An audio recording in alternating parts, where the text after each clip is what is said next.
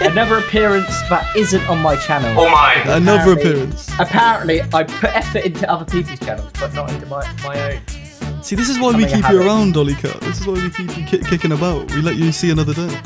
But yeah, welcome. Today we're going to be chatting about the brand new episode that just came out. Joy, I was about to say Joy to the World then. I watched that yesterday. It leaves a lot to be desired, but we're not here for that. Terrible episode. Terrible episode. But welcome back. Yeah, we're talking about the brand new episode, The Robot Revolution. Now, let's kick things off first of all with the plot. Right, so talk to me, guys.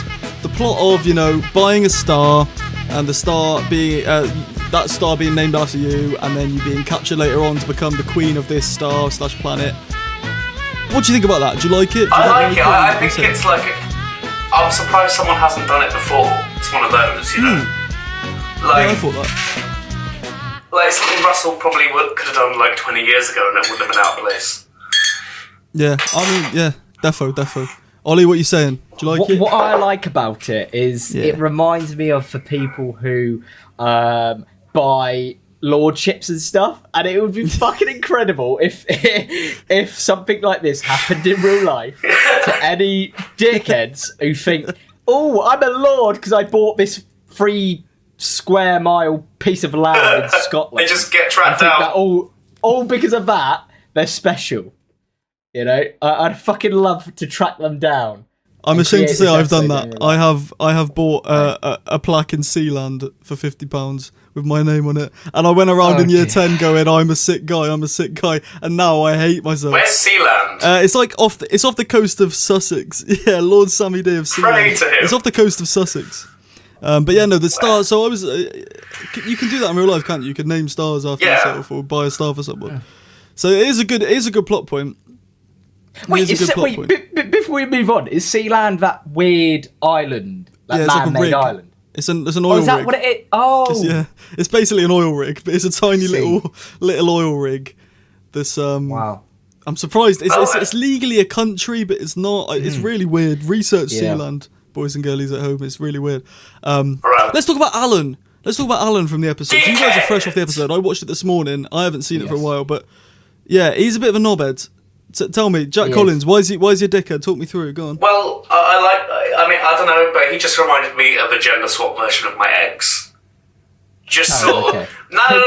When she said, like, oh, you always you constantly tell me off, and all of that, it just... No texting after 8 p.m? Yeah, all that shit. Well, it wasn't obviously that bad for me, but all that sort of shit, I was like, wow, okay.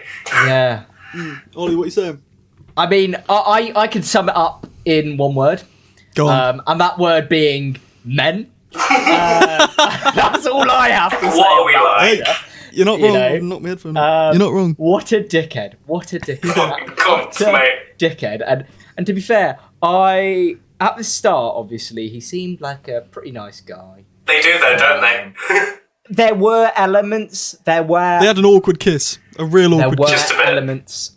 Such as, like you said, the awkward kiss, and also the, oh, you don't like it then? Oh, I did that all for you and you don't like it then? He was giving those kinds of vibes, From the off, he did sound a bit... Is it anxiety or is it just a cunt? Weird, but I think he's just a because he's a cunt. Okay. So, yeah. Yeah, I'd be like that because my brain doubts everybody. Yeah. This guy might just be a dick. The brain's a weird thing. Boys, talk to me about the plot twist at the end when we finally found out that Alan was the big robot king who Belinda needed to marry. I love the line, Planet of the Incels. Yes. Planet of the Incels. Very good. It's class. The men that the women hate so much and will never be able to breed.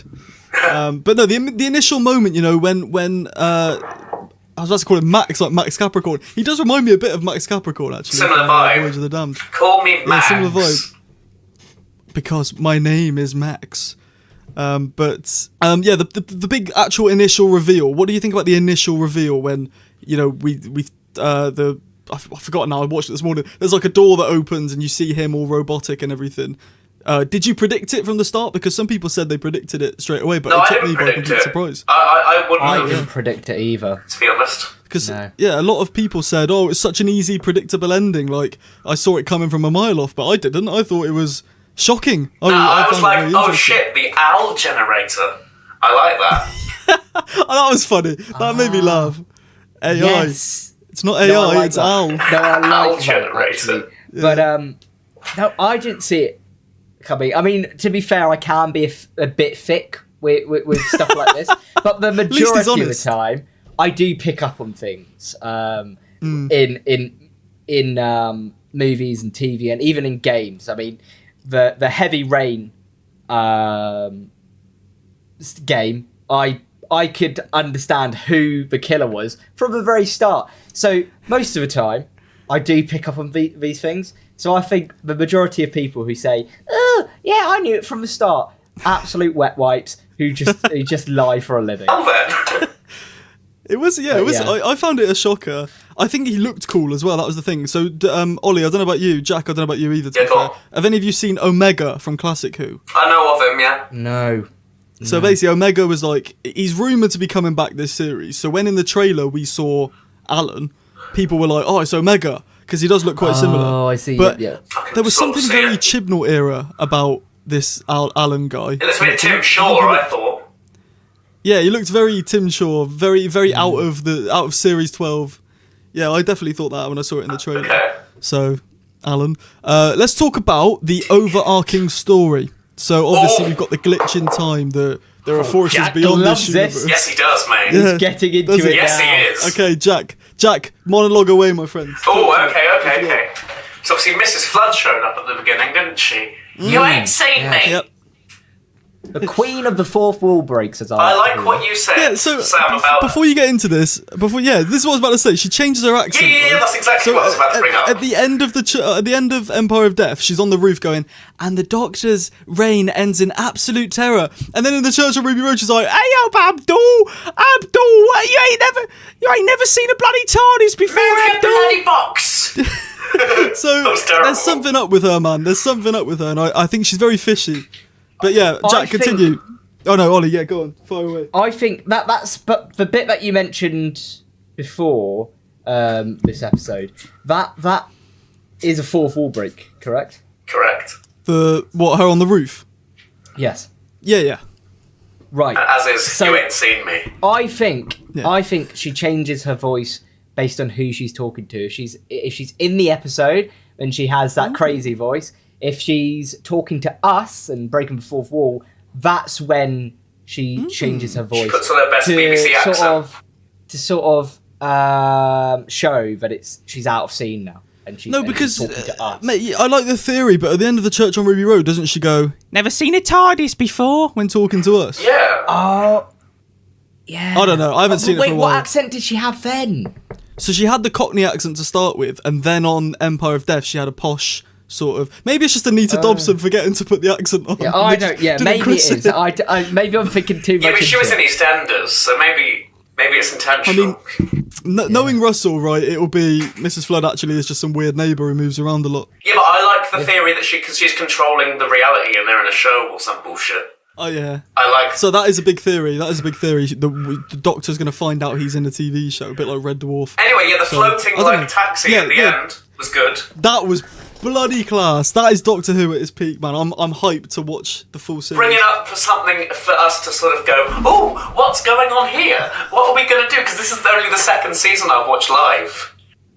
Yeah, so that's a weird one. Yeah. So when you watched it through, when you saw like Rose in Partners in Crime, you could just binge the rest of the series right there. Whereas we had to wait, man. Waiting for that was painful. So you feel our pain now. But even then, it was like shit. I didn't even notice Rose at midnight until like the second watch. You know when she's like really on the screen. I didn't notice that. I must have blinked or something. How do you not notice that, man? Oh wow, yeah, you must have blinked. Cause speaking of midnight, just quickly, quite an obvious. I've heard. Just speaking of midnight, quickly, there's massive rumours the Midnight Entity is back in episode 3. Is that the spider-looking deal? Big. No, that's episode 5. Episode 3, we literally know nothing about, and Russell said there's something massive happening in this episode. We need to everyone make sure you don't get spoiled because it's massive. So it's another Wild Blue Yonder, in a way. Yeah, but you know, in the title reveals, they all had their own graphics. Yeah. For the Well, episode 3, there's a clock, an alarm clock, and it ticks from 23:59 to midnight. So people are thinking, right. Oh! And Russell has confirmed today on Doctor Who Unleashed. I don't know if any of you have watched it. I'm gonna when I go to bed tonight, though. When I get off here. Yeah, Russell basically said, we've got Mr. Ring-a-Ding next week for the what's it called? Cartoon episode. Yeah, cartoon episode. And then after that, we've got a big sequel, is what he said. Big sequel. So midnight. I don't know, guys. Midnight. I don't know. Jack, can we have your initial reaction to that, please? Fuck yes. Oh, you mean when it ends? Yeah, Jack. No. I meant now your reaction to it. But go crazy. I was just hoping that you. Oh, there it is. Yeah, the gay clap. Yeah. You would go a bit camp when you get too excited. That's the autism speaking. Right. Let's get back on track. Sorry, Jack, talk about the glitch in times, the time fractures. We never touched them. Oh, what? When it was at the beginning, where he's like, it was like, go get Alan. It was a bit like Mickey when he's like, sugar, darling. Honey. So talk to me. Do you like that? I do. I also like the how they can't get back to Earth. Because Russell's like doing the opposite of what he's known for. He's known for like sort of staying in modern day London. Yeah. In his seasons. I mean, normally I prefer those, but I really enjoy it. I'm looking forward to the series. Really looking forward to the series. Ollie Cut, talk to me. Do you like this overall arcing story? I do. I think it is. See, the thing with these kinds of episodes, though, I prefer. I never liked history in school, but I prefer the historical episodes where not Rosa though. I could say that I don't like Rosa. But I don't think anyone, to be fair, likes Rosa. But the historical ones, like is it the Big Freeze? Is it Thin Ice when he punches a racist? Thin Ice, yeah, Thin Ice. Oh, Thin Ice, the Big Freeze. I thought it was Big Freeze for some reason. I feel like there must be an episode called The Big Freeze because Big Finish is a broadcasting system. And the Big Freeze is a Thomas the Tank Engine episode, but that's all I got. Oh no! You know what? The Big Freeze. I think the reason why is I think every children's TV program has an episode called The Big Freeze because I'm pretty sure Fireman Sam does as well. But anyway, right. So let's Doctor Who and The Big Freeze about fucking children's shows, and let's get back onto Doctor Who. So just listen. Just say you like The Unquiet Dead and move on. Yes, I like historical episodes basically, and I'm not the biggest fan of episodes like these, but I did actually like this one. No, this one was sick. I loved it. It was a very good first episode. I'm like you. I like modern day episodes though, rather than historical ones. I like ones set on Earth today. Yeah, those are my favourites. What, like Aliens of London and shit like that? Aliens of London, hands down, some of my favourite Doctor Who episodes ever. It makes me so nostalgic. I did like Aliens. I love the vibes on Mickey's flat and stuff, but we're not here to talk about season. Season 1, series 1. We're talking about season 2.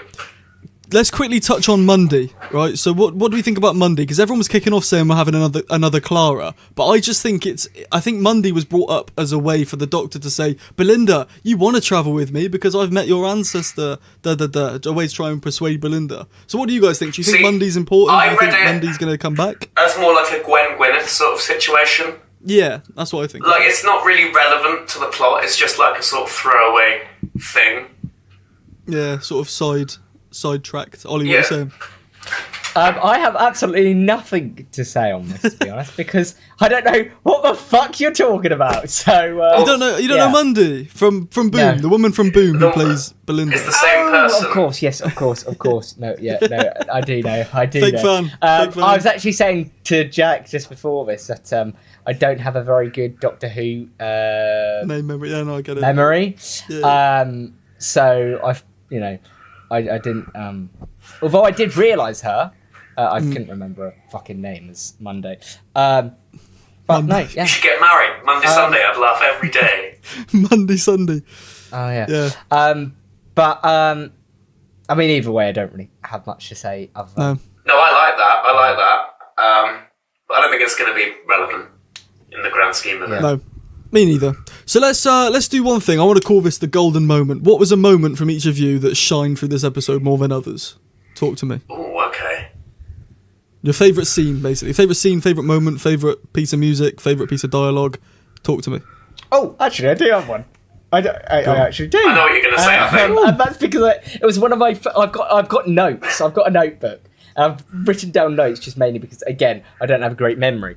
But my favourite scene was at the very start when the Doctor goes into the hospital and uses his little Sonic Sky remote and just turns off the whole power in the hospital. You know, anyone on life support, sorry, mate, you're dead. Your life's over. You know, the man who doesn't like to kill has just killed probably 50 people at that hospital, at least. I hadn't thought about that, but yeah, he has, You know? He shuts off the whole power. Fucking crazy. Absolutely crazy. And all he has to say is sorry. That's all he Sorry, can babes. say. Very British. Sorry, babes. So that's my favourite. My favourite scene. It's not very relevant, but it's my favourite scene of the episode. Jack, what do you like? Well, I like the part where they, like, do the fucking... Like, when the time streams, like, join back or whatever, and then there's that really sort of acid trip sort of sequence. I quite like that. Yeah, I thought that, sorry. yeah. It's like he's in a trance, like, ooh, what's going on? For a second, when you were doing that, I Like he's thought sinking. you were relating to a scene that was cut from my version. You know, you can't see my hands, but the viewers can, but you can't. The hands going together. I thought you were showing a different scene, but no, not that. Is anyone else completely lost? Yeah, what's going on? He's got his camera The turned viewers off. aren't because they can see. Okay, the viewers can see. On Discord, I've got my camera. Just for context, me and Jack can see each other, and Ollie can see us, but we can't see him. So I don't know. Right, so yeah, my favourite moment was it's a piece of dialogue from Belinda. I had two actually. When the robots say to Belinda, "You've got to marry our king" or whatever. And Belinda says, "What am I going to marry? A spark plug?" I thought that was quite funny. But then I also like when the Doctor sits her down and says, "Oh yeah, it's all gone timey-wimey," and she's like, "Timey-wimey? Am I 6? Yeah. Am I 6 years That was old?" class.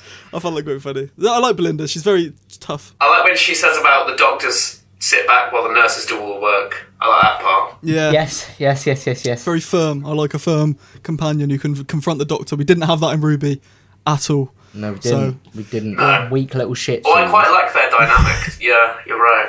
Yeah. Okay, bonus question, lads, before we give a final ranking.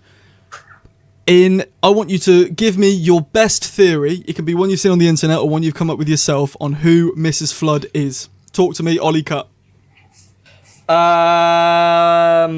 Well, I've not seen any theories because, again, I like to keep theories and spoilers and leaks and anything like that out of sight. I don't Okay.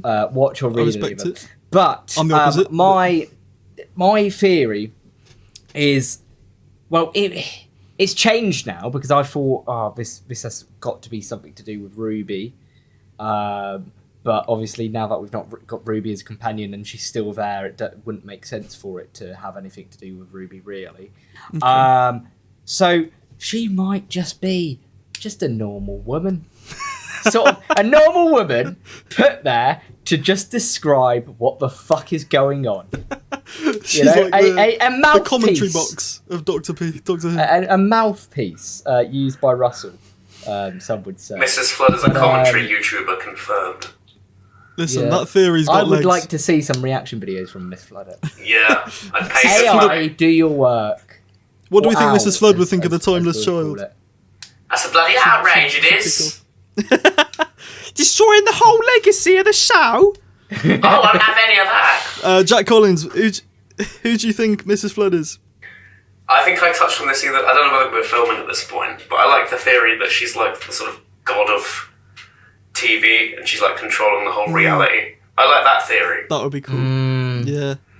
I think that's a likely theory. Although, Ollie Cut, take your headphones off. She's Simon Lane. Ollie Cut, take your headphones off. I'm going to discuss a leak quickly, if you don't want to hear it.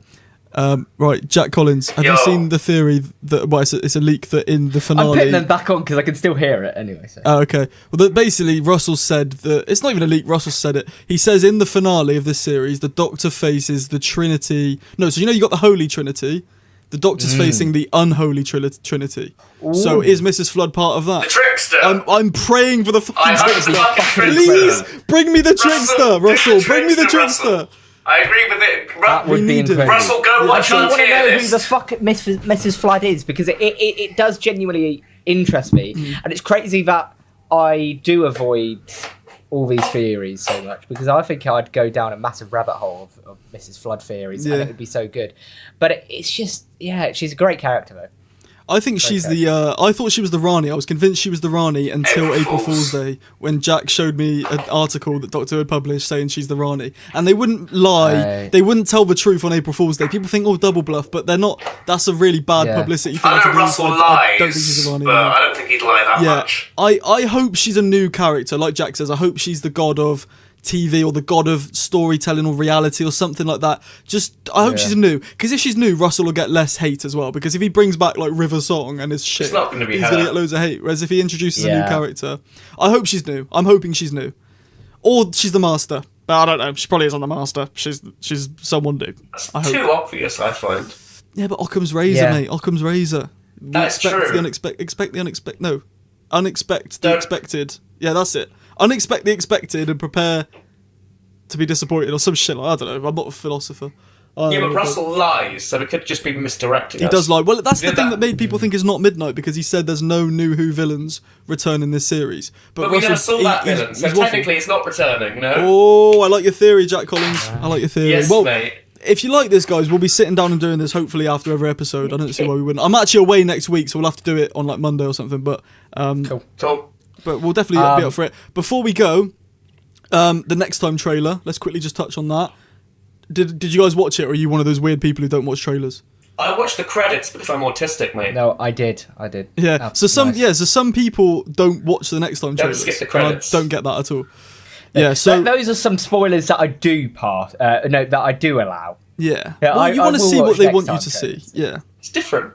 So obviously we get our first official glimpse of Mr. Ring-a-Ding, who's Alan Cumming, which I think looks really cool. And he was King James. Again, it was sexually harassing he was Ryan King Sinclair. James. Good old Ryan.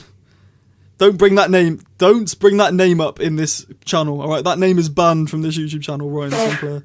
We don't talk about him. Zero personality YouTuber. Oh, actually spit then. Fucking hell, I didn't need to do that. Now, listen. What was I saying? He quit YouTube straight away. quit YouTube after one episode because Chibnall wanted to try and be down with the kids. Hello, fellow He kids. did a me. He quit after. He quit for 5 years, and then he left the series before he started again. That's it.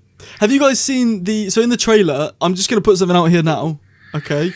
On the trailer, on the cinema screen, the name of the film they're going to see is The Harvest Bringer. Guys, come on now. Oh, Jack has some things to say. Sorry. Say it.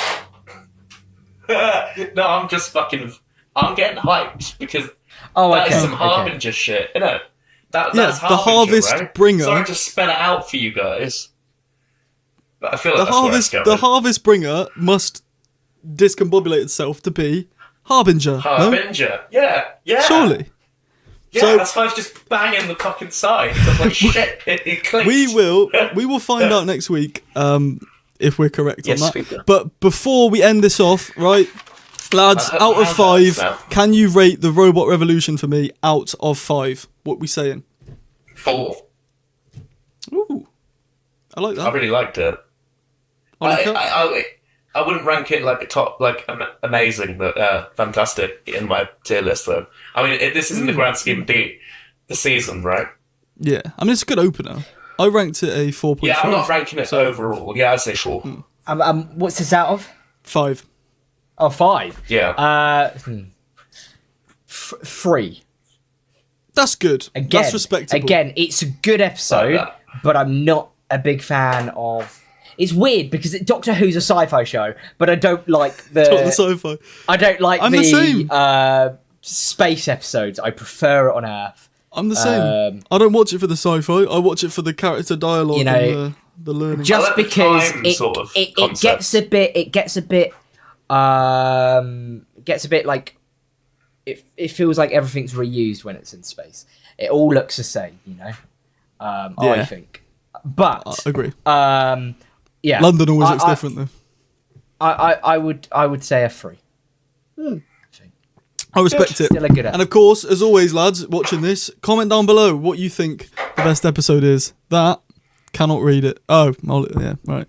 What does it say? So, listen, leave your comments below what you rate the Robot Revolution. Yo, we're not here with Ollie Cut this week. Hey guys, it's JCTV, and today we are talking about Doctor Who. Docky Who. Ollie Cut's not here. He got exterminated. Or did he get Weeping Angel on the theme of today? He got zapped back in time. But don't worry, it's just the two of us, but we'll survive, man. You'll survive. So, Jack Collins, talk to me. The plot, right? An animation. I've got Sonic sunglasses on, by the way. Oh, yes, mate. Yeah, come on, get it. Now, tell me, an animation gets possessed by the god of light, comes to life, kidnaps people, traps them in film tape. Tell me, do you like that? Do you think it's good? Yeah, I thought it was like one of the best episodes of this Russell era. I agree completely. It is like, I think it's the best of the whole since 2023 for me personally. I mean, it's up there with like Wild Blue Yonder and that, I'd say. Yeah, I think I Dot prefer it to Wild Blue Yonder. I really Dot and like Bubble was that very one. good. I still think it's better than Dot and Bubble, man. Speaking of it's really up there Dot for me. and Bubble, there's a good segue there. We're probably not there yet, but the whole segregation side of things. Yeah, go on, talk to me. I think it was handled better than Rosa. I just like when I walked in today, because Mum and Rushton said they watched the episode yet. I just turned around to them and said, if it was in the Chin Balls here, I'd be like, guys, right, Graham and Ryan and Yaz, you stay outside because you're not allowed in the diner because you're considered black. You know, I met with Malcolm X once. Nice fella. And then Nice fella. Beat him at checkers. We had a bit of a protest. Anyway, Ryan and Yaz, you got to stay outside. Me and Graham will go investigate and talk to the white folk. That's pretty much what it would have been if Chibnall wrote this episode, but he didn't. It was written by Russell T Davies. But he didn't. Russell the Davies handled it quite well, I think.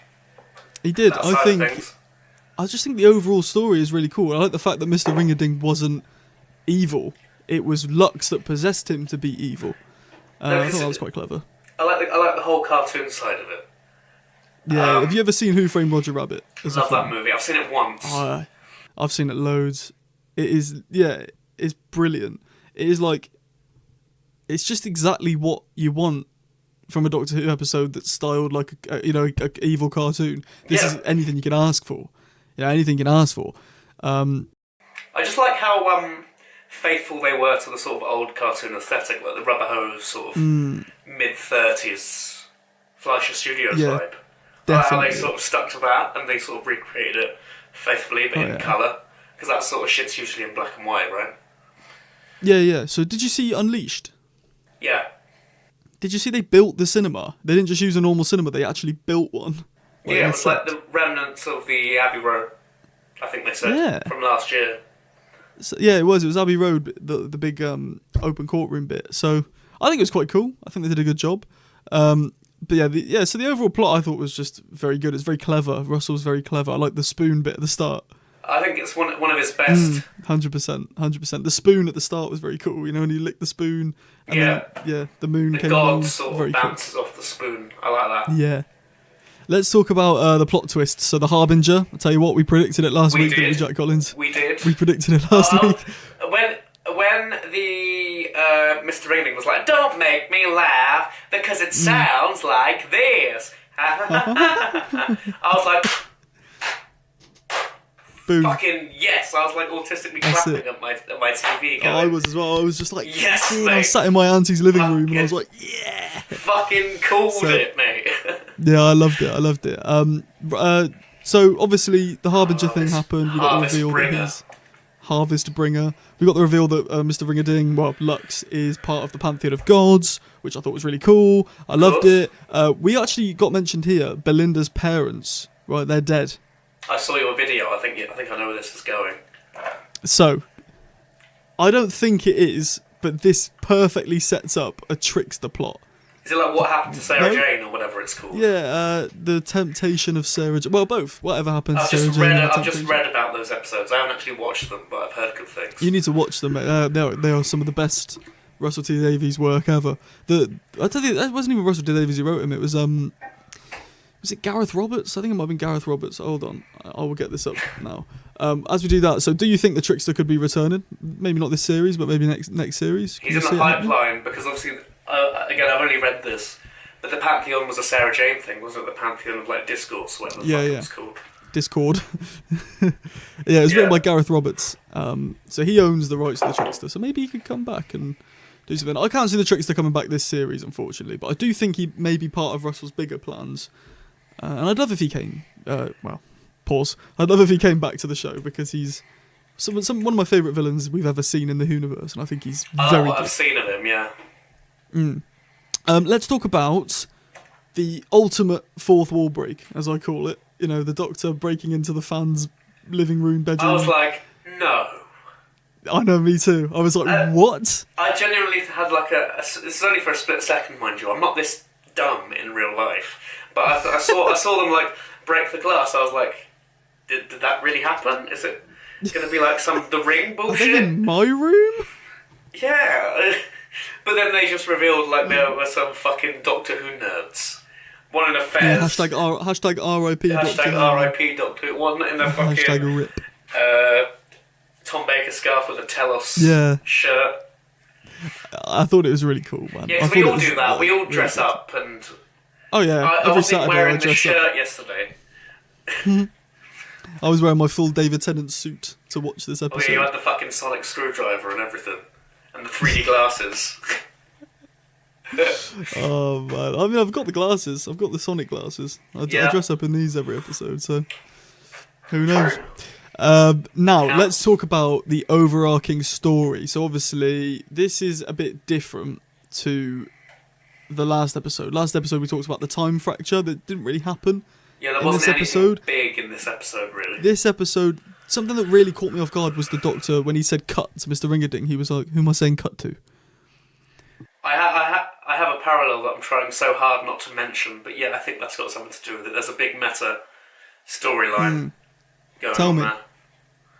Well, I don't really know, but like, he's like, well, hang on, English words. You know how he was like in a TV show in the episode? There's going to be something on that level as the season arc? I think so too, yeah. That Mrs. Flood is controlling reality or some bollocks? Yeah, Mrs. Flood's a weird one. I forgot about her this episode, and then she popped up in the final, 30 seconds, and I was like, oh, look, it's Mrs. Flood. Limited run! Limited run, ends 24th of May. I have a theory on this. Go on, talk to me. I feel like Russell's just been leaking all that bullshit about Doctor Who ending as like a big sort of... I think so too. ARG, I guess? I don't know. Do you want to know my big ultimate theory that I think probably isn't true, but I'd love if it's true? Alright. Season 3 was commissioned by Disney from the off. They commissioned 3 seasons, and Russell has just said it's 2 to build the hype for it. They commissioned 26 episodes, didn't they? Which we're not at the end of yet. But I think that included the War Between the Land and the Sea. Oh, okay, never mind. Carry on.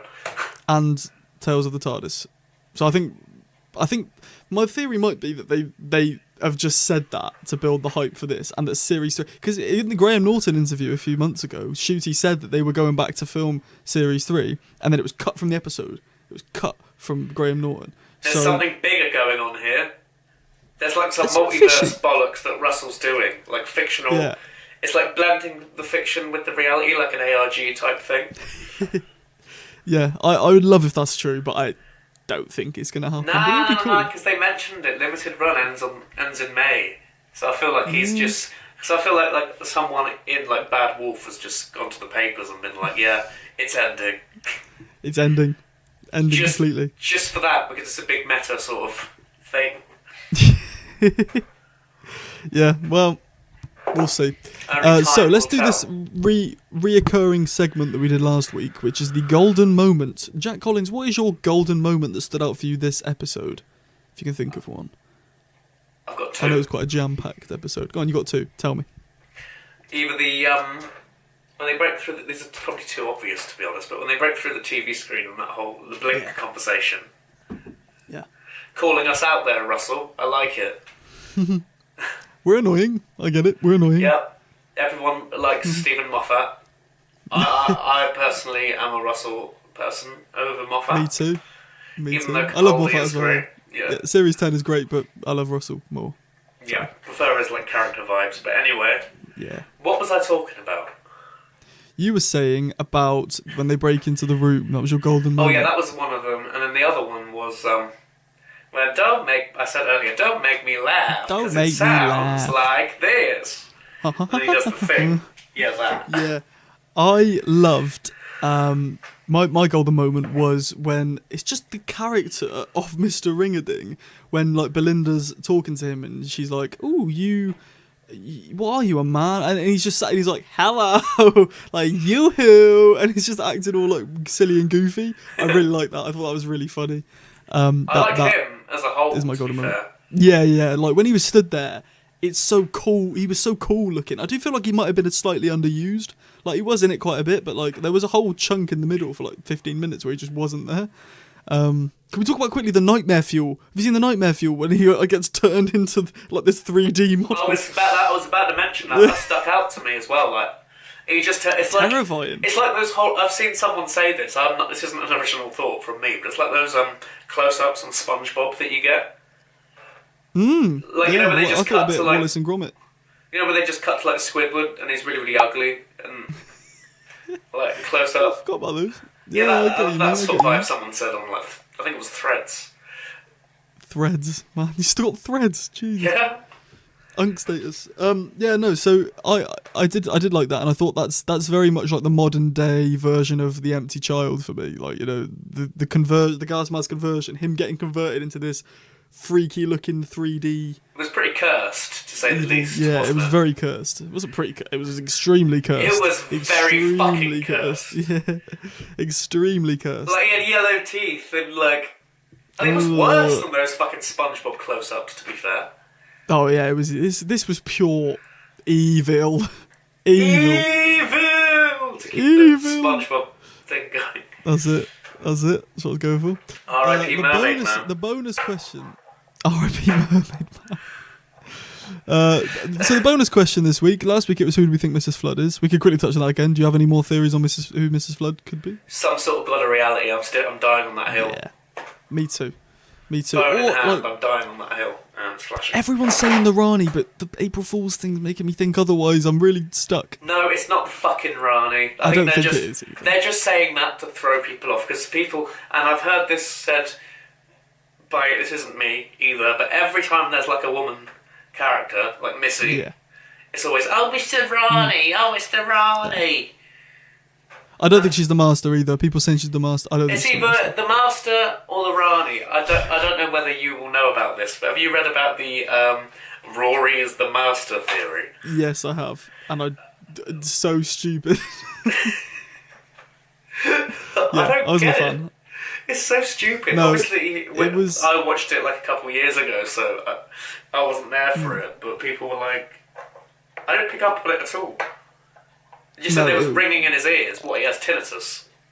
Yeah, my guy's got tinnitus. Means he's a Time Lord. Means he's the fucking master with the... Yeah, the bum bum bum. I hear them, Doctor. I hear the drums. I'm annoyed that the Master came back in the Jodie era because I feel like the Master ended perfectly in Series 10 and shouldn't have come back at all. No. But they did. I love Sacha Dhawan. Is it Sacha Dhawan? Something like that. What was the other question about Lux? Yeah, so the bonus question. What are your overall thoughts so far on Belinda as a companion? Where do you think she ranks out of the new Who companions? She's better than Ruby. She is better than Ruby, I can agree on that, probably. I like their dynamic. I do love Ruby. Ruby's cool, but she doesn't really fight back on the Doctor. She's like a... Yeah. Whereas Belinda's a bit more Donna in that regard. She's sort of... I agree, yeah. She's Donna and Martha, but not in love with the Doctor, so it's better. So in that regard, it's more Donna, because she's like, watch it, spaceman, and then Belinda's like, really? Just the Doctor? And tells it, like, puts him in his place. No, honey, I'm Velma. Honey, I'm Velma. Yeah, I agree. I do think that Belinda was sort of swayed very easily this episode. Like last episode, she was like, I hate you. You scan my DNA. Take me home. And then at the end of this, she's like, I love you, Doctor. We're busy mates. I thought maybe it's a bit... Yeah, they only have 8 episodes. They have to rush it a little bit. Yeah, I do feel that. And there's a Dr. Light episode in there as well. So. Russell / 13, even Disney. 10. I'd take 10. 10. I'd take 10. Or even 9. Just make one of these a 2-parter, and I'd be even more happy. We need more 2-parters. We've only got one 2-parter every series. I love a 2-parter. I like Rise of the Cyberman. I like Impossible Planet. I like Those are great. Human Nature, Family of Blood. I like A Forest of the Dead. Give us more of those. The Empty Child, just to be the one person who mentions the obvious. I love The Empty Child, man. I love Everybody it. lives Rose, that's from the Dr. Dancers, but my point still stands. It's a 2-parter. Same story. Did you watch my review? Did you see? Yes, I watched it on the train yesterday when I was going to see my mates. Did you see my thoughts on when when Lux is outside the door, and he's like, "Please let me in," and I'm like, "Ooh." Yeah, that was a bit. Are you my mummy? And when the sort of film ends, you said it was like the tape ending when Rose. Yeah, it's very similar. Them lot. Very similar. Yeah, and I also liked how when this is cutting back to when the ultimate fourth wall break. I like how when they're talking about Blink, they're like, "Oh, Belinda is sick. It's where you cannot blink," and Belinda's like, "Wow." Oh wow, that's really cool. That's an exciting, I feel like exhilarating epic. that's Russell. In my opinion, Russell digging at Moffat a little bit. Russell jabbing Moffat. Shit. It didn't even feature the Doctor, Moffat. I'm going to... Because it was a Dr. Light episode, it was probably boring from his perspective. Not that was like an ultra stereotypical accent. Sorry, Russell, if you're watching. Oh, I liked it. I just watched it with my mum, and my mum said that Blink is probably her favourite episode as well. Along with Forest of the Dead. I'm obviously relatively new to all this, yeah? Every motherfucker was like, "Oh, you gotta watch Blink. You gotta watch Blink. Blink's amazing." It is very overrated. Blink's sick. Fine. It has like its own thing, and like his massive fucking speech on the DVD. That is cool. That is some Stephen Moffat like time shit. I don't really know how to describe it, but like he likes playing with the time aspect of it. Yeah. But it's not the best. No, I think it is massively loved, massively overloved, but it is still good. I do like Blink. I do. Blink's my go-to. I was going to make a video on this. If I'm going to fall asleep to an episode, I pick Blink, and everyone's like, "That is so weird." But to me, it's just like an ultimate comfort episode. I love the... Yeah. I just know it's scene by scene. What episode is it? That one with the Ood, where they're slaves. I raised that as like underrated. What, the first one? The Impossible Planet? No. Planet of the Ood. Yeah, that one. Apart from like the part where the guy from Blackadder turns into one, that episode is like I preferred that over Blink because there was like social commentary there. Yeah. Don't know who the fuck wrote it, but I think it was Russell who wrote that one. I'll look it up after we've filmed. You can like put a title on the screen. I've got a list of all the episodes here and who they're written by. So give me 2 secs. Doctor Who series 4. Are you on Wikipedia by any chance? I am on just bbc.com. Oh, it was written by Keith Temple. I don't know who that is, but it was written by I've never heard of him. No, I think he probably just wrote that one and just didn't come back. I mean, there's a lot of... To be fair, I didn't realise how much of Series 4 was written by other writers. Like, Russell's barely written any of these. Anyway, irrelevant. Anyway, yeah, we're on season 2. Yes, or 15, season 2.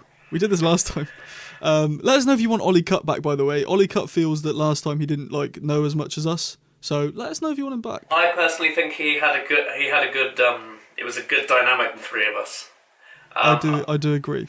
We'll see. Well, why did we go on that massive Russell 1 era tangent? Because they mentioned Blink. That was it. Blink. That was it. Yeah. So let's just quickly round this off, right? Next time trailer. What do we think is gonna happen next time, Jack Collins? What's going on? I hope it's the Midnight sequel because obviously there was the clock. In that. There was the clock. It better be the fuck it. Like maybe the Midnight. I said this to you yesterday, like off camera. Maybe the Midnight entities moved planets because obviously it's not. But that's the only thing that makes me think it's maybe not the Midnight entity is the fact it's not on Midnight, and the Doctor never saw the entity, so I don't know how he'd know. But then I suppose he'd know in it. But did you see the? I think I sent it to you. Did you see on Instagram they put out a teaser trailer yesterday? I'm gonna look now. Hold on. It was like a. It was cool. It was like there was a clip where the Doctor's like, or someone says, "I looked in the room. There's nothing there." So that could make me think either the Midnight entity or I thought maybe the Vashta Narada could be coming back as well. I've heard some people say the Flood from Waters of Mars. Yeah, I feel like that's unlikely because I feel like there's nothing really to provide it there. It's not on Mars. It's not on Mars. There's no evidence at all. But, like I said last week, technically we've never seen the Midnight Entity. Yeah, so it's not a returning villain. Russell said there's no New Who returning villains, but we've not seen the Midnight Entity, so... It's just been implied and copying, possessing the characters. We haven't seen it. Well, that's it. But I hope it's midnight. It better be fucking midnight, Russell, and if it's not... Yeah. If not, I'll take Vash Narada, but... Yeah, but that's a Moffat episode, so I don't know whether Yeah, but so was the Weeping Angels, and then they did that in the whole Time of Angels thing. We don't talk about that. That was a bad time. Nah. That was a dark time. Dark time. Right, so Jack Collins, tell me now, out of 5, where do you rate Lux? 5. 5, really? If we're going back to do that tier list at the end of this season, it's going in S.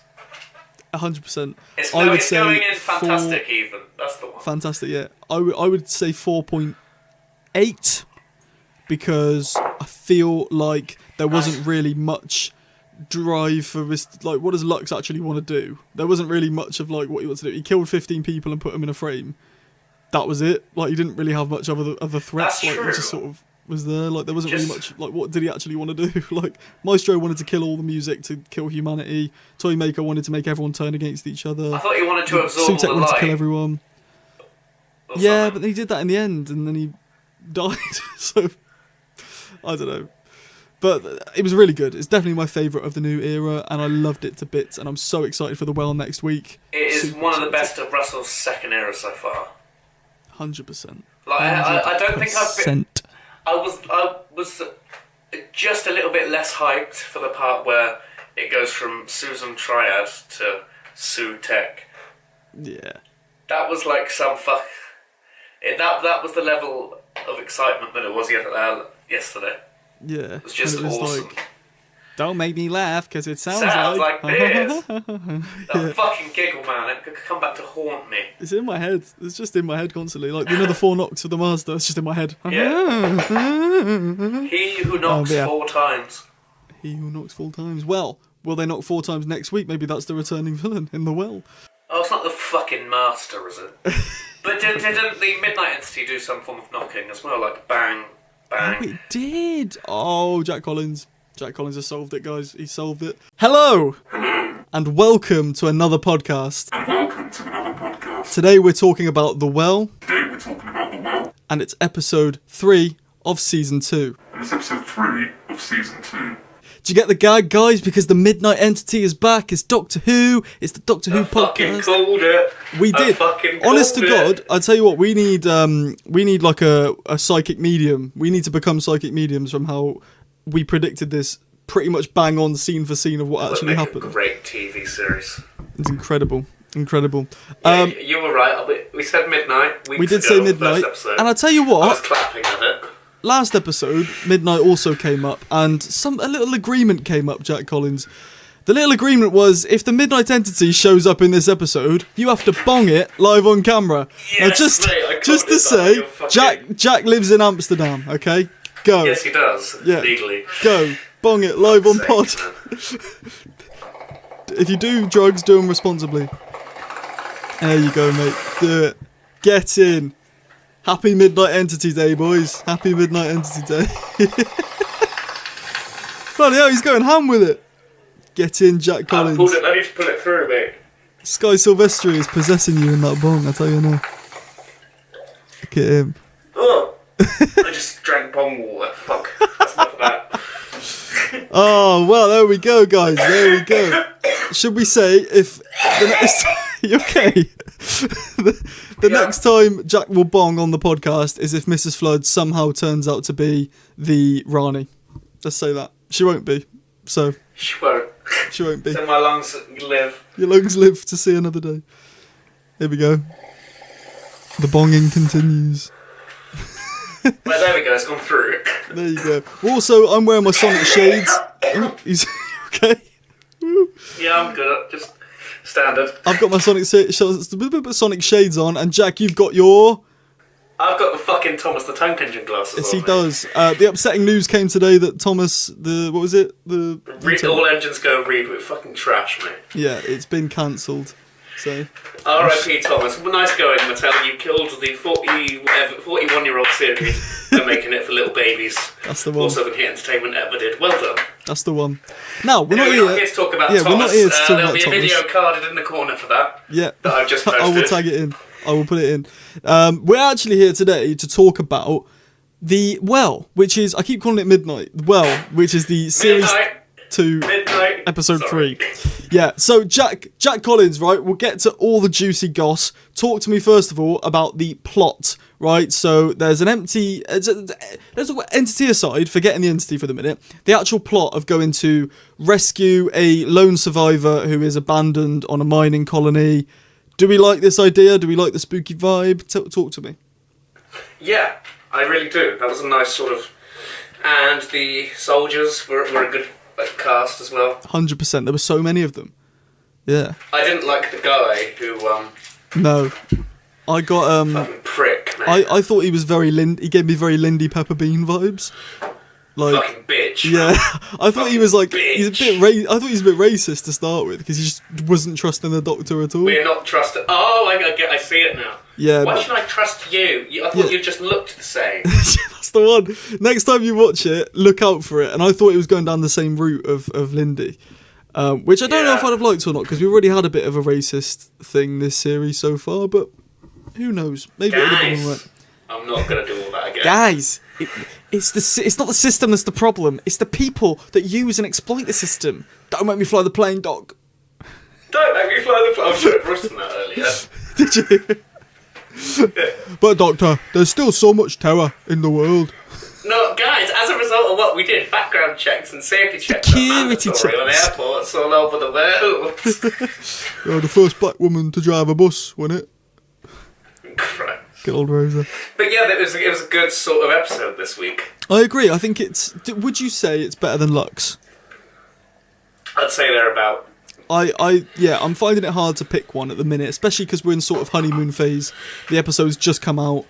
Like, yeah, it's hard to pinpoint what's better. But I did really enjoy this episode. Speaking of Kablam, before we move on, the next week's episode is written by the same guy. As what? Next week's speaking of Kablam. Oh God, Pete McTighe, yeah. Pete McTighe. Yeah. He's also writing The War Between the Land and the Sea, which comes out in December. Should we cover that on here as well? We might as well sit down and discuss that each week it comes out. Yeah. Might as well. I'll be watching it. Yeah, I'll be watching it as well. So let's continue with the Well. So people were saying that it's sort of ruined the entity a bit because what is it, Flesh and Stone? Yeah, it's not as bad as that. But I think the Midnight sequel is never going to live up to Midnight. So I think this is the best they could possibly do. Yeah, this is the best they could possibly do to do it again. And there's no issue with doing it again. I don't like how we did see a little glimpse of the entity.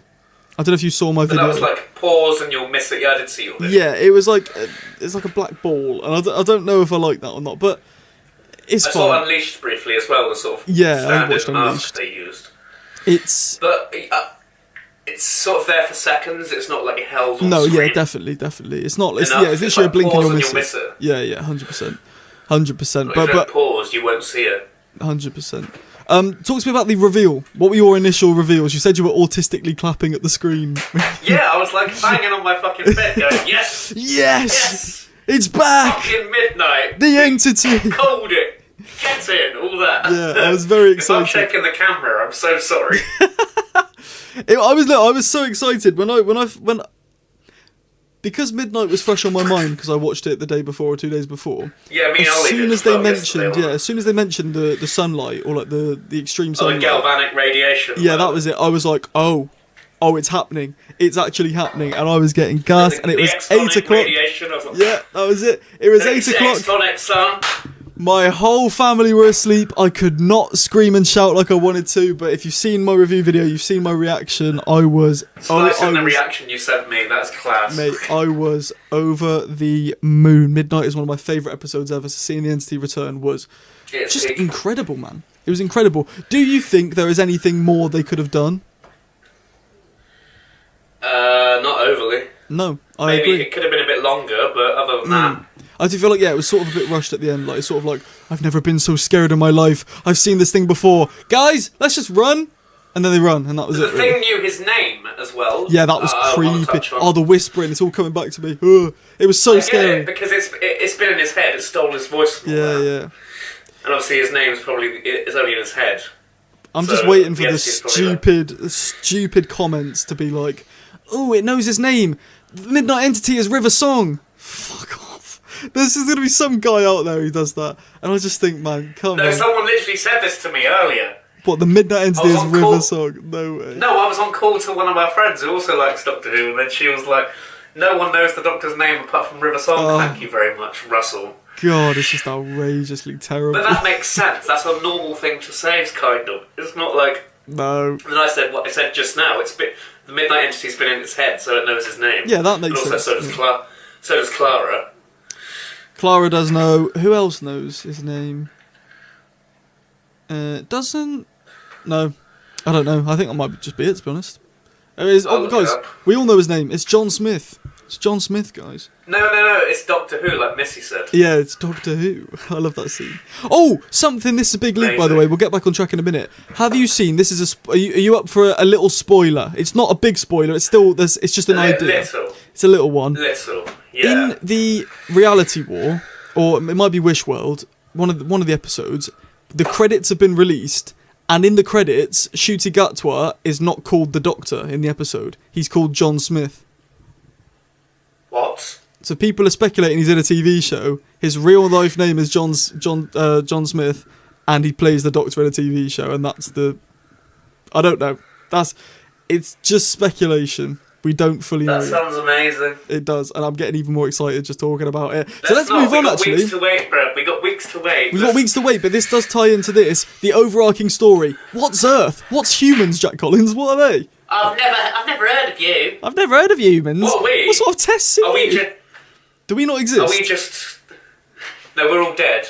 I think we're all just dead. We shouldn't be here, man. May the 24th. Well, yeah, because it went back to like this first episode where it's like fucking... Yeah. The flying taxi and imagine there were a load of dead corpses flying in air among all the that'd be a very dark ending to the Robot Revolution, wouldn't it? Just see some dead bloke just flying towards the screen. Dead bodies. Just there probably are some. That's probably what happened to us, to be honest. Well, that's it. Yeeted out of existence. Also, that's something I noticed before we move on. And before you say something. You know they played Toxic at the beginning? Yeah. What's happened to the Earth? Oh, yeah. You got it. What happened in the episode? Oh, my God. In the end of the world, Toxic plays, and the world dies. And the world explodes. There we go, we got it. I tell you what, got it. I would call you crazy, but this is Russell T Davies we're talking about. He knows what he's doing. Yeah. He always knows what he's doing with every single bit, every single that piece of the Doctor Who puzzle. I was like, wait a minute, the Earth is gone. I didn't realise, And they played Toxic. Ooh. I watched The End of the World like 2 weeks ago, so it's fresh up here. That's fresh in the head. I love how I just remembered that. Like, I haven't watched The End of the World for years, well, probably months, but I just remembered in my head. Yeah, it does. It plays in The End of the World. For those who don't get it, Cassandra plays it on the iPod. That's it. In Series 1 with Christopher Eccleston, his second episode, The End of the World, the song Toxic by Britney Spears plays, and it played in this episode, and we're talking about the series arc is The End of the World. I don't know, dog. I don't know. I feel like I might be onto something, but I don't know. No, I like it. Have you got any theories on what the actual overarching story is? No idea. I'm going by the title. Did Mrs. Flood wish the world would explode? Maybe. And then the Daleks came along. I don't know. And then the Daleks came out of the Twin Towers. Daleks came out of the Twin Towers and destroyed the world. Well, it's funny enough you mentioned Mrs. Flood, because she's actually up next to talk about. She played a very different role in this episode. Do you want to talk about it? That was weird. It was weird. It was very... It intrigued me to know more about it. This felt very Susan Triad more than Mrs. Flood. Do you get what I mean? Yeah, she felt like a random woman. That's what Royston said. If I can just steal his words from him. Yeah. Well, it's on theme for the episode. He said Mrs. Flood is feeling a bit Susan Twist. Yeah, very. Like maybe she's another harbinger of another god. Well, that's a theory. Like she's God herself. That is a theory, but I think she's too... I mean, it's been a year and a half of Mrs. Flood now. Like, she's too big to just be a harbinger for something bigger. I think she's... Yeah. Were we still sticking with our theory of she's just some big god of time or reality or god of... Or TV or fiction or yeah, something like that. Fiction, although regenerated or whatever. I think the TV theory is a bit less likely to happen after this recent episode now. Because it did happen. Well, yeah, it did happen, and also, why... She was talking about The Vindicator... She wouldn't care about that if she was just like a director of a TV show. It's really tricky. It's really tricky to know what's real and what's not when it comes. Yeah, to but I love the live speculation. I love it. It's amazing. I do as well. So like it's a weird one. I'm excited for it though. I'm excited for the series. I'm loving it so far. And I can't wait. This is definitely the best of RTD2 consecutive episodes. It's better than the 60th. I think the past 3 episodes consecutively have been better than the 60th overall, in my opinion. Yeah. And it's definitely... I mean, 73 Yards, Dot and Bubble and Rogue were 3 great episodes back to back. Do I prefer them? I think we'll wait till next week, because the Robot Revolution isn't the best. I think 73 Yards, Dot and Bubble and Rogue take the 3 consecutive best episodes in this era for me so far. I need to watch Dot and Bubble again. I love Dot and Bubble so much. It's great. Do you want to watch it after this when Ollie comes back on? We will. Now, let's go to our reoccurring segment that happens every single week. The Golden Moment. Jack Collins, what is your moment that shone out to you this episode more than any other? It's going to have to be the big reveal, isn't it? The big reveal, yeah. I mean, it's basic, but it's true. It was very good. Very good. It was so good. Because they were just building up to it, and then the midnight music playing, and the reprise of the midnight music. Murray Gold, man, he needs Murray fucking Gold. I didn't like it when Sagan, whatever his name is. Oh God, don't even talk. Don't mention that. Well, I've just thrown the glass. Don't mention that name in this house. We do not talk about that guy. Right? Terrible. No, I'm sorry. You're probably something Delia Derbyshire. Do you feel better now? Look, as long as Murray Gold is in Doctor Who stays alive. I believe. I believe. The writing can be terrible, as long as the music and the vibes and the ambience is there, we win. I love Murray Gold. Love Murray Gold. The reprise of the Midnight theme was top of the range, top of the bloody range. Just came in. I was like, yes. That is it. That is it. My favourite, my golden moment was actually when the chief leader woman shot Belinda, because it was just so unexpected. Yeah. Yeah. Do you not find? I liked it when she killed herself. Oh. Last thing. Before you carry on. Yeah. Not that, but the ending, man. The left out ambiguous, Russell. That is it. I love that. I do like that it's still open and it's still out there. Have you seen the theory going around that in the lift there was actually 4 life signs and not 3? Yes, I have. But this was before the other entity was about. So there's speculation if there's multiple midnight entities and that there's one still out there. So Jesus Christ, we'll get right back around to that in a minute. But yeah, but when the chief woman shoots Belinda, I'd already written in my notes, she shoots the entity, they all get away. I had to go back and change it because it went so against what I believed would happen. Yeah, he shot Belinda, and then she threw herself down the well. Like, she lived. Everybody lives, Rose. Belinda didn't die, so how did the entity go to her then? I don't know, maybe they tricked the entity? Or maybe she did die and then they brought her back to life, because they did have a defibrillator. I had another theory about how there was a midnight entity on that woman. Okay. Obviously, it was never on Belinda or the chief in the first place. It was just tricking them. That's my sort of theory on it, anyway. It's a good theory. That's a good theory. I mean, it's hard because you can't really see it, can you? It's sort of got a perception filter on it, but like an extreme. See, this is what I love about the midnight entity. We still haven't really seen it. We haven't seen it. You are correct. It's just such a good episode. It's such a good episode. I want to eat it, man.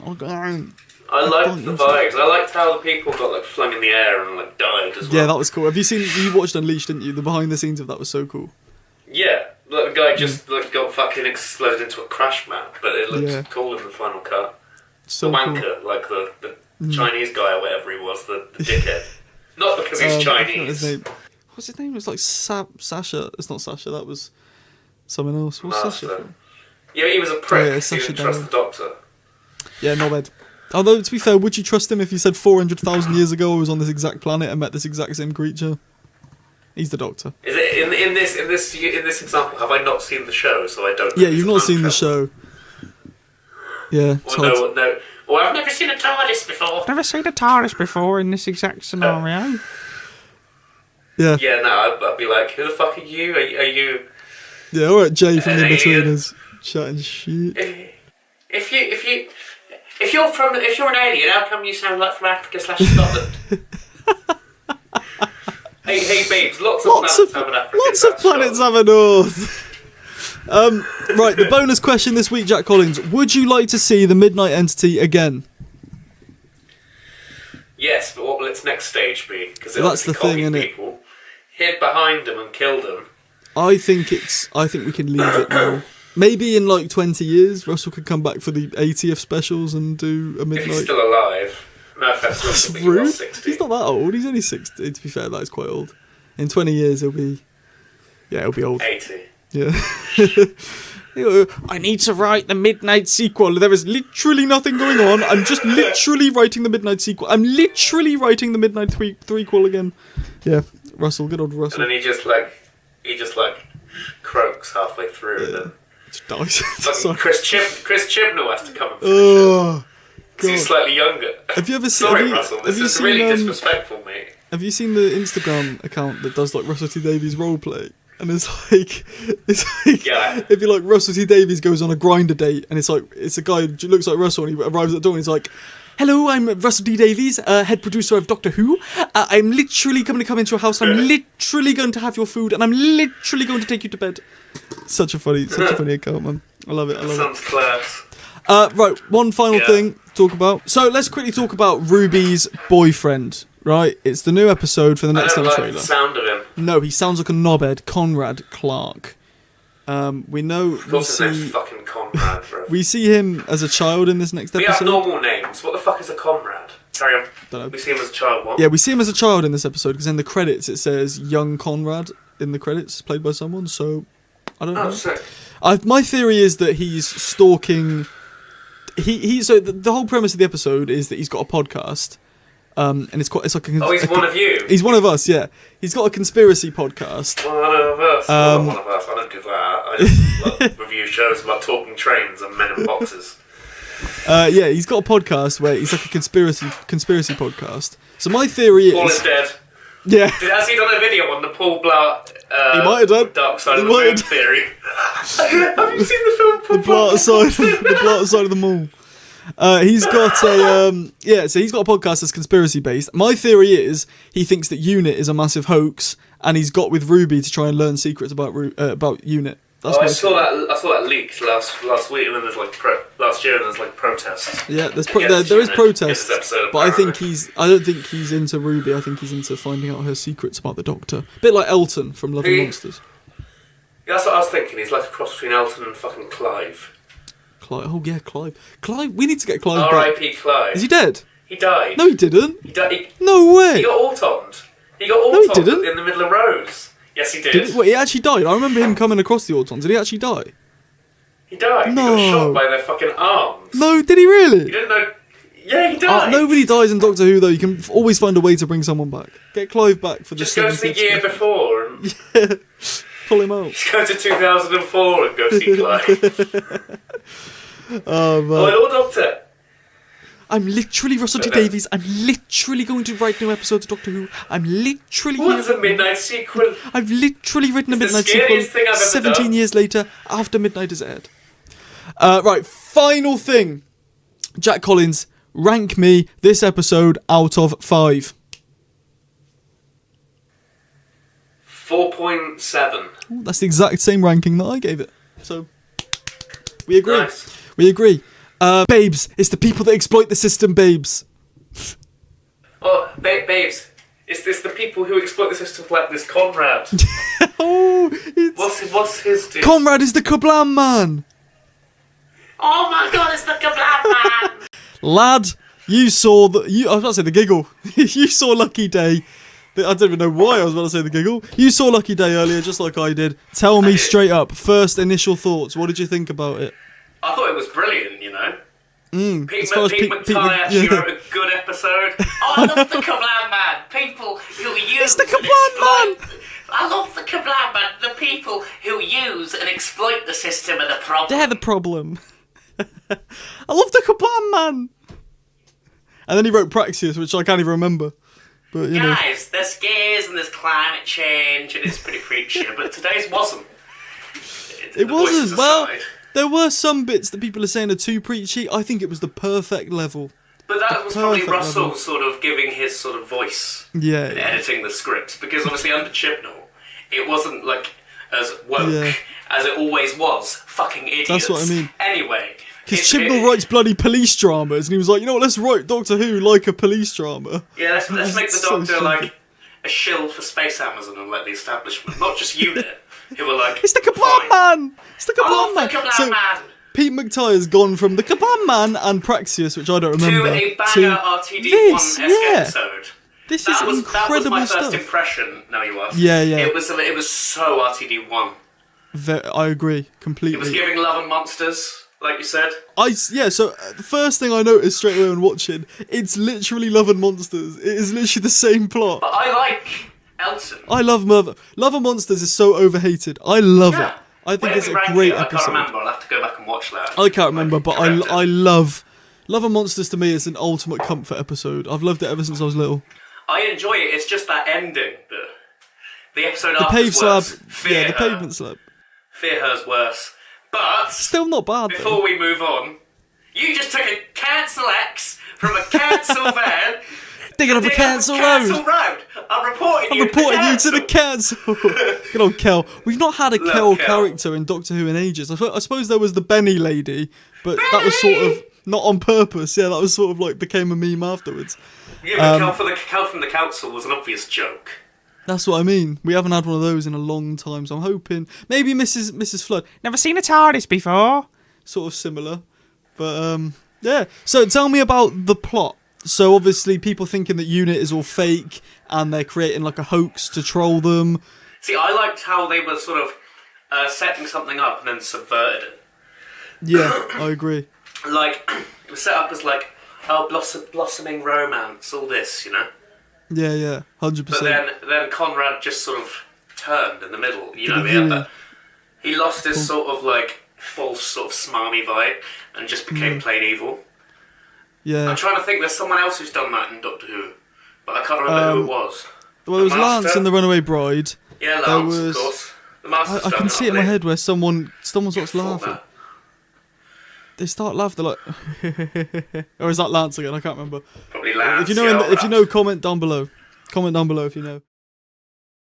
Speaking of The Runaway Bride quickly, like you said, I was expecting the Rachnos when like Conrad's mum was looking up in the sky. Yeah, me too. I thought it'd be something like that, but it was the fireworks. Donna was probably asleep. That's what I said when me and Royston watched the episode. Like, New Year fireworks, Donna was probably hungover and missing it, even though there were no aliens. I liked, well, next week we'll get onto it, touch on it a little bit later, but next week is a big spider in the sky, so who knows? Maybe it's a sister creature. But like I said earlier, I sort of got this spoiled online, because obviously what I do with this channel is I do take leaks some of the time, and I try not to look at them because I don't want to get ruined. This episode, I knew the whole plot, I knew every character, I knew the whole synopsis before the episode came out, and I really wish I didn't, because I'd have loved to have had the twist impact me of Conrad being a bad guy. I only knew a smattering of details. Like, I saw the Doctor Who filming locations thing about the protest, like UNIT hoax. Yeah. Like a couple of years, like 2023 last year, something like that. I knew that side of it, but I didn't know Conrad was like a dickhead or anything. Yeah, I felt I'd have liked to have not known that it was a hoax. I knew it was a hoax, and that really did take away from the episode, because I don't know. I felt like I wasn't know that there was going to be an alien hoax. I just knew they were going to sort of make. I knew they were going to do like the sort of conspiracies that UNIT is a hoax. I didn't know there would be like an inciting incident. Like yeah, I Conrad. saw behind this. There was like leaked images that people had taken who lived in the area of like the bloke with the hat pulling the head off, and I'd literally seen that whole scene before the episode, like a year before the episode even came out. So before we actually talk about the episode, is that village where they filmed Church on Ruby Road? Because that church looks oddly familiar. Am I tripping? Or is it just an example of like earlier in the episode where they reused the "Are You My Mummy" alleyway? Yeah, they did do that. I don't know. I feel like wasn't the church like a set? Didn't they just build it? Maybe, No? but I don't know. I don't know. Looks a bit similar, like the road in front and shit. Let us know if you know. It also gave a bit Ledworth, but also, you know the sign on like the bus stop. Yes. It said Lyme Regis and Axminster. So I'm guessing Ruby got a fucking train to Dorch and then got on the X51 and got off in one of those villages. So Ruby and Conrad were walking down your street. That's what you're saying? No. Ruby and Conrad were in like fucking like Bridport or like fucking Chiddock or one of those villages. Where are you talking about? Like South Dorset near the coast. Because the bus like sign that was flickering said Exeter, Lyme Regis and Axminster, which funnily enough is how I get to Exeter. Well, there you go. If you want to know it just made me think maybe they went to Dorset. Maybe they got a famous Dorset 8-incher. Who are? They got the 8-incher from Dorset. Ruby takes the 8 inches from Conrad. They got the fridge.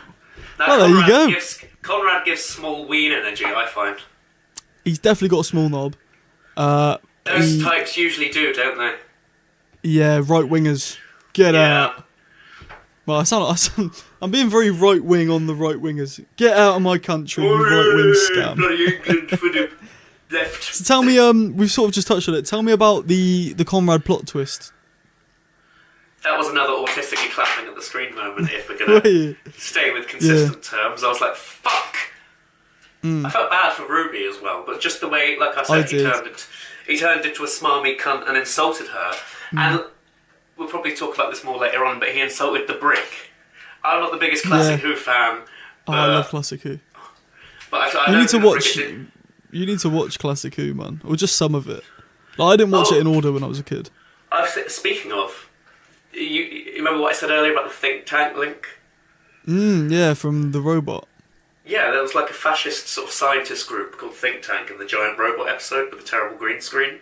So I saw on Twitter that someone theorised that it might be like a remnant sort of group of that think tank, because they're a bit fash. I wouldn't rule it out. Doctor Who is very crossover. It likes to touch on his past a lot, and I would not rule it out. Past Russell. No, definitely not. Definitely not. But like I say, the episode got spoiled for me. Right, well, I say got spoiled. I went and looked for leaks. It's my fault.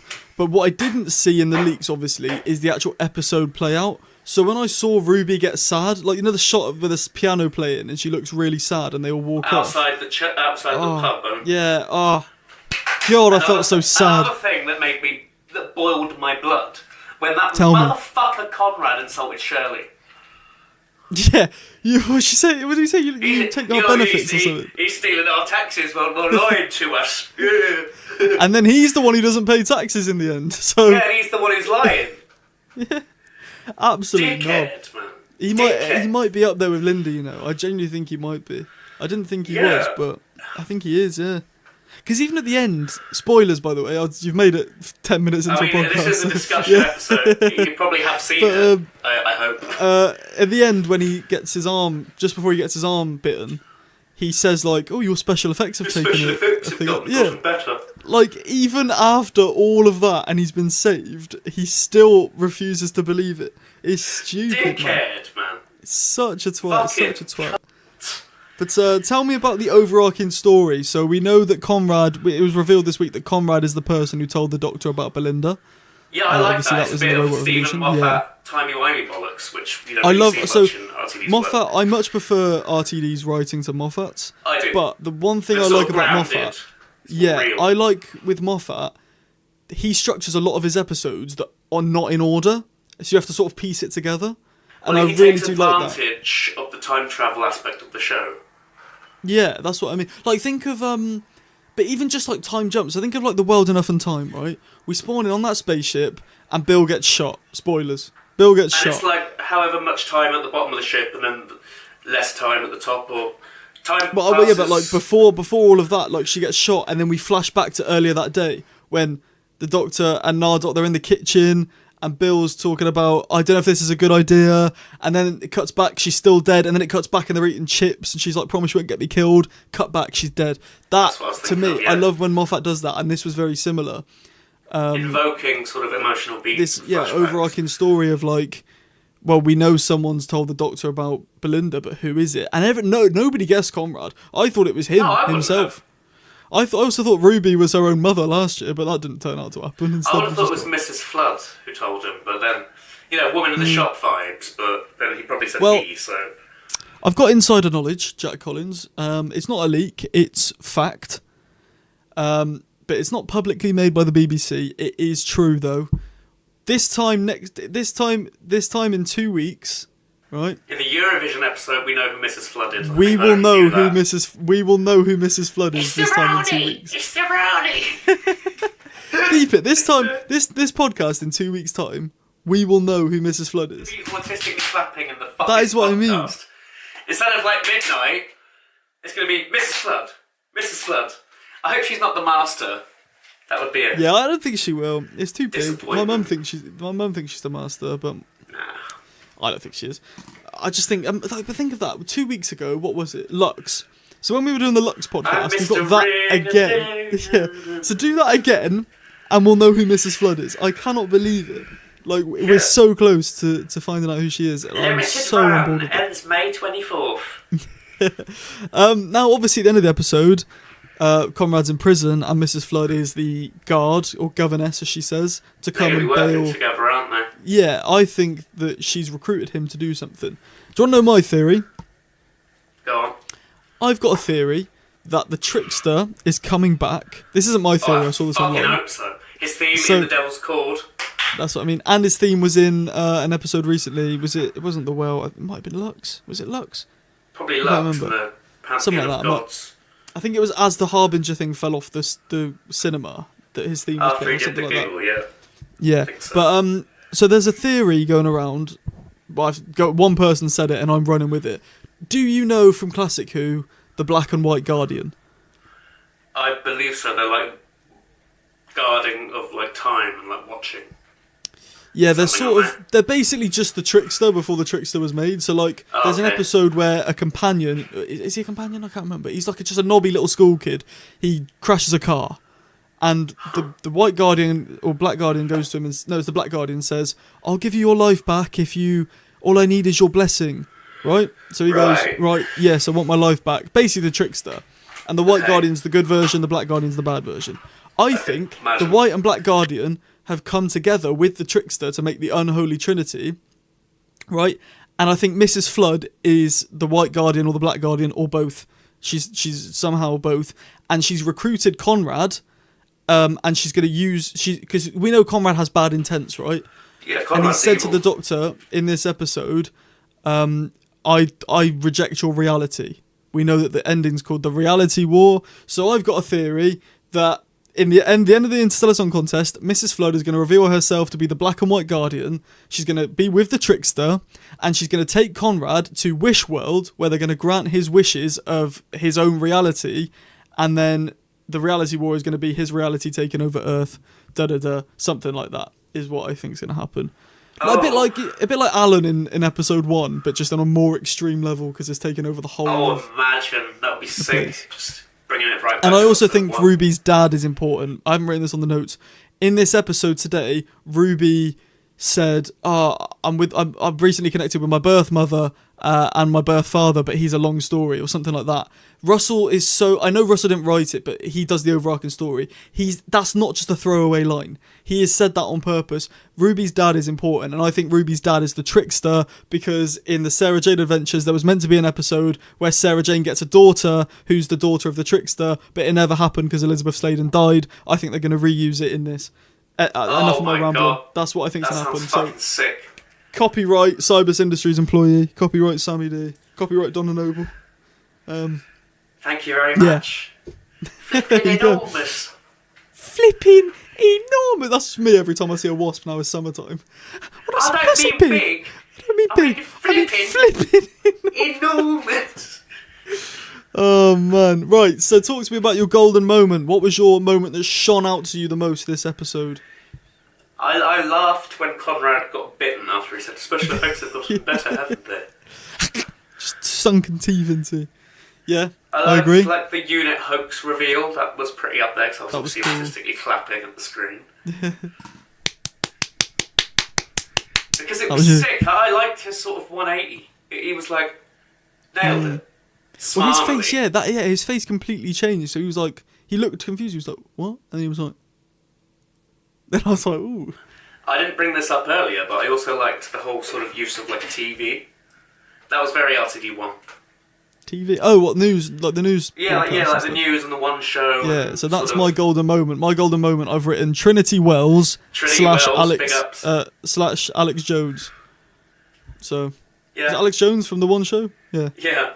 Yeah. I always get confused between Alex Jones, Alex Reed, and Susanna Reed, who all do very similar jobs. Who all have very similar names, and I always get confused. Yeah, Alex Jones was in this episode off the one show. Just Trinity Wells and those ones, the Welsh one. I saw her in Unleashed. She was very fangirly. Yeah, that was nice. I like how Trinity Wells is a conspiracy nut job these days. She's an anti-vaxxer, conspiracy theorist. Right-wing Fox Newser. It's funny. I do love Trinity Wells, though. Trinity Wells, they can never make me hate you. They can never make me hate you. No, but Conrad... Fuck you, man. Fuck you, Conrad. Fuck you. I hate Conrad. He's a dick. He's a cunt. That's it. The bonus question this week, Jack Collins. Do you want to see more of Ruby in the future? I still prefer Belinda, but I wouldn't mind seeing her again briefly. Yeah, I think she's in the finale. She probably works at Unit now, doesn't she? Probably. They all do. Apparently Donna works there. Yet to see her about, so... Yeah, that's what I was saying. I want to see Donna. Well, we know that Susan Twist is back this year. And obviously she works at Unit now, but she doesn't make the tea. Because she's not evil. She's not evil, she's a normal person. She works at Unit now, and apparently she's back in the finale. Mel's back. It makes sense to have Ruby back. Especially if her story's not over, which Russell keeps pushing to us. He's like, Ruby's story is absolutely not over. It's absolutely brilliant. It's literally coming soon to an end. The finale of this series is literally the best thing your eyes are ever going to see. Okay, it's absolutely fantastic. The Interstellar Contest is literally the most camp thing you're going to see on Doctor Who. Me and Juno, we sat down and we wrote the Interstellar Song Contest. We cast Graham Norton. He did an absolutely fantastic job. Literally the best thing ever. I'd like to see a bit more Ruby. Even if she just dabbles.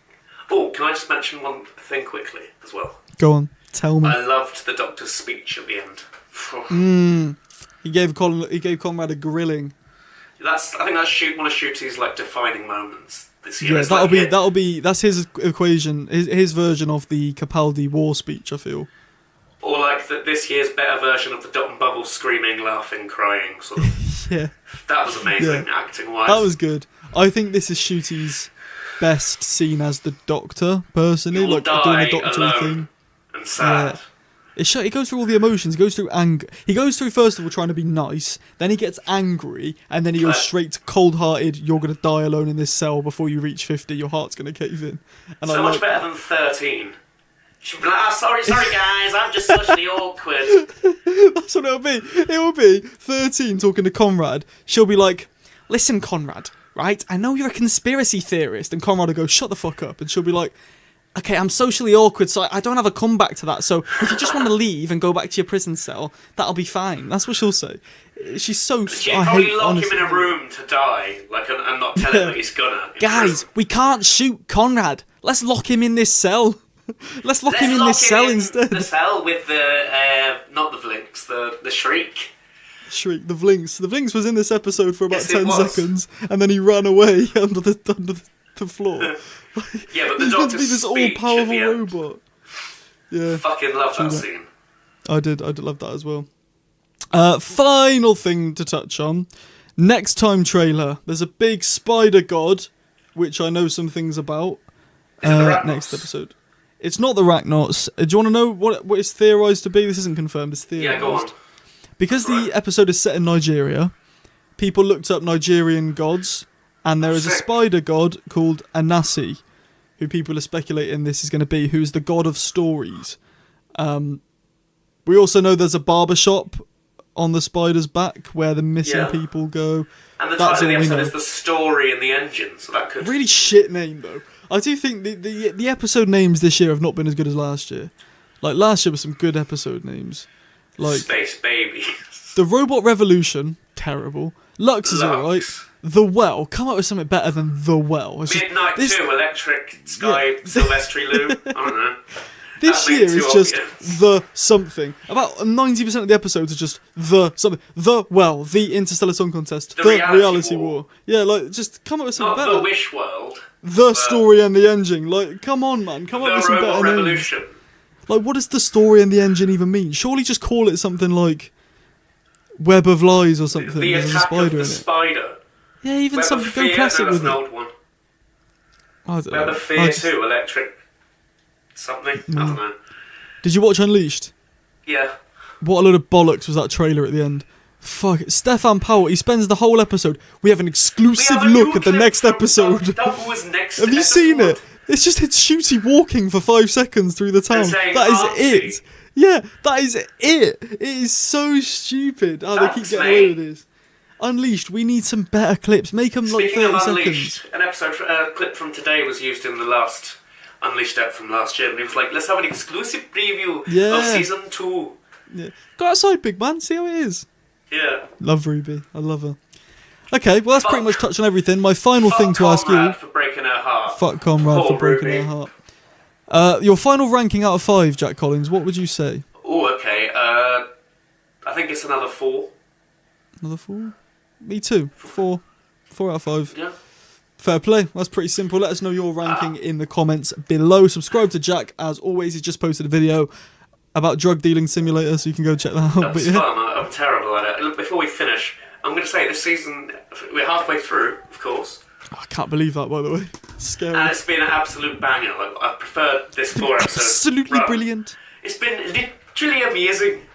It's been better than last year's, the first 4 episodes. Definitely, definitely. There was 73 Yards and Dot and Bubble, but there was also Space Babies and The Devil's Cord, which also weren't great. Yeah, it's hard to say. Revolution, Lux, The Well. And just Belinda is so much stronger than Ruby as a companion. Yeah. I just can't believe Pete McTighe wrote a good episode. I'm just shocked by that still. Yeah. I liked how Ruby was in today's episode. She's actually well written. She wasn't just hello doctor. Yeah. We're mates. She was emotional. It wasn't just happy, smiley, or sad. There was actually fluctuations. There was a flux, you could say. Oh well, I like that. That's it. Well, Jack Collins, talk to me. The spider god that feeds off stories, and there's a barber, and the plot that's quite confusing. I still don't really understand. Talk to me. Did you like it? Did you That's not exactly understand what it? I was about to say. I liked the culture aspects of it, but what the fuck was the barber? The spider. What was the deal with the spider? I saw someone say online that the spider's not real. Apparently the spider was like a robotic spider that the barber made up, and we're meant to get that at the end, but I don't understand how. Because it tries to escape the barber shop at the end, and I don't know how a robot spider could do that. And what was the barber? That's what I didn't understand. I so thought he was the master. I so thought he was the master, the barber. You don't mean like the master, you mean the one from Classic Who, the fiction one? I just mean master. I just mean like the gold, the tooth that got picked up. Oh yeah. I thought he was like the master of the land of fiction from whatever classic. No, I mean bum. It's real. That master. I can hear it, Doctor. Yeah. I still thought it would be him, but it wasn't. He was pretending to be the gods, and he was just a person. I don't get it. He said he was like trying to go against the gods, but then at the end he said his whole life he's been like working for the gods. So I don't really know. I don't even think the writer knew what this guy was. I had no idea what was going on. A lot of stuff went nowhere. But it's mid. It's just a perfectly serviceable Doctor Who story. Yeah, I mean maybe we're just stupid because there are a lot of people online that love it. Like there's one bloke. Do you know Who Culture? Yeah. There's a guy who works on Who Culture called Sean, and he says this is in his top 5 Doctor Who episodes ever, and I just don't know how that could be possible because it's fucking dog shit. It's like along the levels of I don't know, what story does everyone love that is actually quite mid? Blink. I like Blink, but yeah. Blink's good. It's just it gets way too much. But like Midnight is so far clear of Blink, but everyone just loves Blink. In my opinion, anyway. If I could choose to watch Love and Monsters or Blink, I'm choosing Love and Monsters every time. Elton, big ups. Good old Elton Pope. Speaking of the Pope, there's a new Pope. Yeah, big America. Should have been me. It should have been Luigi from Doctor Who. Whatever his name is. Luigi. The guy who played the Pope in Oh yeah, in Extremis. Good old Extremis, man. One of my favourite episodes of Doctor Who. Yeah, today's was a bit... It's a bit rocky. But talk to me about the plot twist. Joe Martin was there. That was, whoa. Joe Martin's That was back in pretty Doctor cool, Who. yeah. I was like, okay, what's happened here? She lost a bet to the actual spider god. Yeah, I thought it was we like... don't see. I know, I thought she'd be... Because I saw the leaks online that she might be back this series, but I thought it was next episode. I didn't realise it was this episode. So it took me by surprise, but I did sort of hope that maybe we'd get like a Shooty and Joe Martin team up to fight the god. Oh, but no, it was sick. just Joe Martin was there for 3 seconds and that was it. You see, like, you know what I mean? I'm gutted that my theory wasn't true. And thanks for the shout out in your review, by the way. I did, I really thought you were right. Barbinger. Well, they made it out that it was going to be the Nancy, the spider god, yeah? Yeah. Well, it was, well, yeah, but it was like I a don't robot. understand. Yeah, but that's what I mean. I don't understand. Don't either, man. Please explain in the comments. So that big spider? Explain in the comments, guys. That big spider, was it actually a Nancy? Was it the barber's recreation of a Nancy, or was it just made up? Like, what was it? Or was it just a spider? And like, where were they going? They were like, you got to tell stories to fly through the sky. Fly where? Are we stupid, or is this episode just making no sense? Like, I just had no clue what was going on. But it was also just people sitting around talking, like... That's what I mean. Like, the episode released at 8 a.m. By 10... The episode released at 8 a.m. By 10 a.m. I'd seen it twice, and I still had no clue what was going on. No idea. No clue. And I just think that shouldn't be the case for a Doctor Who episode. You should be on board for the fun and the adventure. That's something it's supposed to be like an unravelling mystery. There was none of that. It was just thing happens. And you know what? In where Ellens, I think his name is, he writes stage plays for like theatre. And in theatre it's very much... Writer. That's what I mean. So it's very much tell, don't show in theatre, innit? Like, because you can't show big battles and like properly without it looking a bit dead. So I think he wrote this... Show. That's what I mean. I think he wrote this in the mind, in his head, that it's a stage show. Because if you think about it, you could imagine it on stage, a barbershop with, these barber doctor talking on stage. This episode, it was just, it felt like a podcast. It felt like what we're doing, but they're just somehow tied in. Yeah. And in the final 5 I feel like minutes, it would have worked in classic Who, like the old format. Yeah, so it's just people standing around chatting. That's what I mean. This episode, I think, felt very much like a part 1. Like, it was setting up a lot of stuff. And they could have done a part 2 at the end. But a lot of it just went absolutely nowhere. Yeah, it's just sort of thing happens, something gets said, then another thing happens. I will say, though, I did like when the woman, I forgot, is it Abby? Abby's, like, doing a trim on the doctor and shapes the maze. Oh, the cornrows. Yeah, that the was cornrows cool. with the maze. That was really cool. And, like, because that's actually in Things Slaves Did. All the African sort of culture stuff is very good, I think. Oh yeah, bang on. Did you see Unleashed? No, I need to watch that. So in Unleashed, they explain like how they made the streets look like Nigeria, and it was literally filmed in Cardiff, but they made it look like Nigeria. It was really cool. So I liked it. But talk to me about the overarching story. Why is Captain Poppy in this episode? Yeah, I was like, I had to double take. I was like, wait a minute. Is that her? I didn't notice. Credits. The credits. It said in the credits. Yeah. So I published my video, and I thought it was the original Timeless Child. Yeah. The little girl. I thought it was that. I thought it was her. But then I published my video, and I went on Twitter, and it was like, look at the credits of the episode, and it was Poppy. It said Poppy, and then the actors who played Poppy's name, and I was like, why is Captain Poppy there? Because I'd seen leaks online that the Space Babies are back at some point.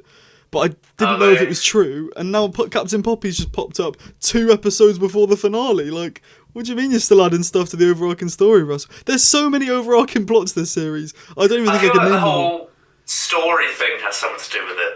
I feel like today was just kind of setting up the finale, all the story stuff. Yeah. Like the Doctor sort of... There's definitely something sort of meta going on, I think. Yeah. I mean, deep at this series, we've got the crack in time, not crack in time, but like, the time fracture from from Robot episode Revolution. 1. You got Then we've the also Destruction of the World. Destruction of the World, Mrs. Conrad, Flood, dickhead. Mrs. Flood, Conrad, the Doctor's origin, we know gets brought up. Now the Space Babies. There's just so much going on, and I really hope Russell doesn't leave it all to the final 10 minutes and then just give us answers like he did last series. Is this going to be like Is this like, I don't know how to word it, but obviously because the Space Babies are involved, is this like the overall sort of RTD2 sort of story? Well, I'm thinking now the Space Babies are involved, this might be the overall Shooty story, and this might be him going. And I don't know if I like that. I mean, nobody asked for a Space Baby sequel. Nobody liked it. You know what I mean? It's not like they've gone and brought back, like, I don't know, Lindy Pepperbean or something for, like, a beating. We'd all want to see that. But, like, they've just brought back some Space Babies. Yeah, we'd all just... I'd be fucking there, like... We'd all be punching our screens just trying to do Lindy in. Can you see what I'm doing right now? Yeah, with the saucepan. Threatening violence on a fictional character. Listen, I'll tell you what, for the finale, I don't even care who Mrs. Flood is. Just get a boxing ring, put Lindy Pepperbean and Conrad in there, and then put like Mike Tyson on the other side, prime Mike Tyson, and just let him go ham. Just let the two terrible RTD2 characters just fucking... Yeah, I don't know. I hope Shooty doesn't go, but I think he might. He might go. Sadly. You better we need not. a third season. We need more 15 Belinda. I love those two. I know. 15 Belinda or 15 Belinda Ruby as a trio. You know, it's not out the window. Yeah, I haven't met them yet, as it were, but... I'm actually thinking, you know, like, I reckon it'll be quite emotional when 15 and Ruby reunite for the first time in, like, a year. That might be quite nice, mightn't it? Because, like, it has been a year pretty much, hasn't it? Because when we saw them last week, it was, like, after the Devil's Cord. That's what I mean, yeah. So it's been a good year, probably, because it was summer 24 that the Empire of Death kicked off. And obviously now we're a year on from that. I reckon it'll be like when Rose and Ten reunite, and it's like, oh, sad and happy. So let's hope that's not how Shooty dies. Because you know Russell, he likes to reuse ideas. It might literally be that same street, that same church, running down the same road, and a Dalek shoots him, and that's how he dies. But maybe it could be like him and Donna reuniting, you know, they're in a building, and then they're sort of silently oh my god! Doctor! But it's Ruby and 15 instead of Donna and 10. Do you think that the recreation is, or like the reusing is important? So like, you know how Doctor's first companion is a blonde 19-year-old, second companion is a non-white, who works in medicine, and then or also like, that's what I mean. So series 1 started with an episode, second episode was a God episode, third episode was a Doctor Light, fourth episode... I was about to say that. Yeah, that's what I mean. So do you reckon it ties in or not? And Deep It, Series 1, we had Susan Triad popping up everywhere. Series 2, we got Mrs. Flood popping up everywhere. Right, what was today's equivalent last year? Dot and Bubble. Okay, yeah, so that was like a sort of, I don't know, it dealt with race slightly. Yeah! And then there was Rogue. And then there was Rogue next week. Rogue was quite gay. The Interstellar Song Contest looks quite gay because it's based on Eurovision. The gay episode is episode 7. No, episode 6. And also the episode sort of 7. camp episode with Bridgerton and Eurovision. Ooh. And then the 2-part finale. Are we on something? Listen, right? It's probably nothing, but this seems too coincidental. Let me list them through again. I want to get a sort of thing in my brain. So, Robot Revolution, Space Babies, light-hearted, sort of classic sci-fi. Yes. Devil's Cord Lux, 2 episodes with gods of media and of spoons. some kind. I've got a video coming out on the channel in a few days about spoons. Every god has got a spoon so far. Have you seen this? So obviously Sutekh got destroyed with a spoon by the woman on the planet. Maestro was in a spoon in the Devil's Cord. Lux got brought to life by a spoon. I think there was another one. No, there wasn't another one. I made it up. But there's a lot of spoons going on, and it's quite confusing. Did the Trickster have anything to do with spoons? I don't know. I haven't seen it. Might have liked a cup of tea, but no, I don't think so. What was I saying? So episode 3. Yeah, go on. Episode 3, Dr. Light. Boom. Oh no, Boom. No, that was it. Boom. Was it Boom and The Well? So sort of 10 bottle episode vibes. Well, yeah, they were also in the same. They were also pretty much set in one place, weren't they? With like space sort of oh my god, fighters with guns. Bruv, in the well, Rose Ailing Ellis is just stuck in one place. Same with the Boom. In Boom, the Doctor's in one place on the mine. And then that's when they have people with guns in Boom and the well as well. And obviously Lucky Day and 73 Yards, both Ruby-centric episodes. Yeah, they're not even just Dr. Light, they're both based on Ruby. Yeah. And then Dot and Bubble and The Story in the Engine both deal with race. Yeah, in different ways. Different ways. It was like white people being racist and then the Doctor feeling at home with his sort of in Africa more so. And then episode 6, 7 and 8 we haven't seen yet, but next week's who's the Doctor saying cut to? That's another overarching story. Who's he saying cut to, guys? Who's he saying cut to? Is it Mrs. Flood? Is it Don't Jenny? Make me laugh. Don't make me laugh, because it sounds like Mrs. Flood popped up in this episode, but it was sort of out of order. Oh, but She's still still just sort going of to get my pills. Just going to get my pills, Belinda, love. She definitely changes her voice, by the way. That was I mentioned that a few weeks ago. Yeah. Because when she was here, she's like, "Hi, Belinda, I'm just getting my pills, love." And then last week she was like, "I'm the governor, and it's your lucky day, my love." I'm the governor. I just think there's something going on. Mrs. Flood, watch Russell do the same as last year. Oh, she's just a neighbour. She's just a neighbour who lives next door. That's it, guys. She's just a bit weird. Just a woman. She's literally just a woman. And I think she's fabulous the way she is, so I didn't want to write a story about her. I've just lopped her in as Anita Dobson from the outside world. Shut up, Russell. Write some good episodes for me. She's literally supposed to be me. She's literally the god of writing. Oh man, big up in Wellams as well. He was in the episode. He was the one who told Belinda to. He's the one, when Belinda knocks the thing over. Yeah, he's like, you need to pay for this. Yeah, that's him, the writer. That's him. So big up. Nice one. Yeah, that's him. Talk to me about your golden moment. What was the moment that stood out for you the most, even though we don't really understand the plot? I don't understand the plot. No. But I did quite like the sort of fan servicey bit where like all the Doctors come up on the screens and that was quite cool. You see yeah. Everybody lives just this once, Everybody and then lives. You got PCAP doing his fucking thingy speech. War speech, yeah. Yeah, we watched that episode. You have no idea who's going to die. And then you had Jodie saying something. I didn't. She's like, I come to help. She just explains protected by me. It's this year and every other. That's literally what it was. It was like the 10th Doctor was like, I'm the oncoming storm. Everybody lives. I like me mates, and we like to protect the Earth sometimes when it's in danger. But Doctor, I just want to go home now. Ryan, we've got to help save the world. That's pretty much how it happened. Oh, the Daleks will come through the portal at the Twin Towers, so we can't let that happen.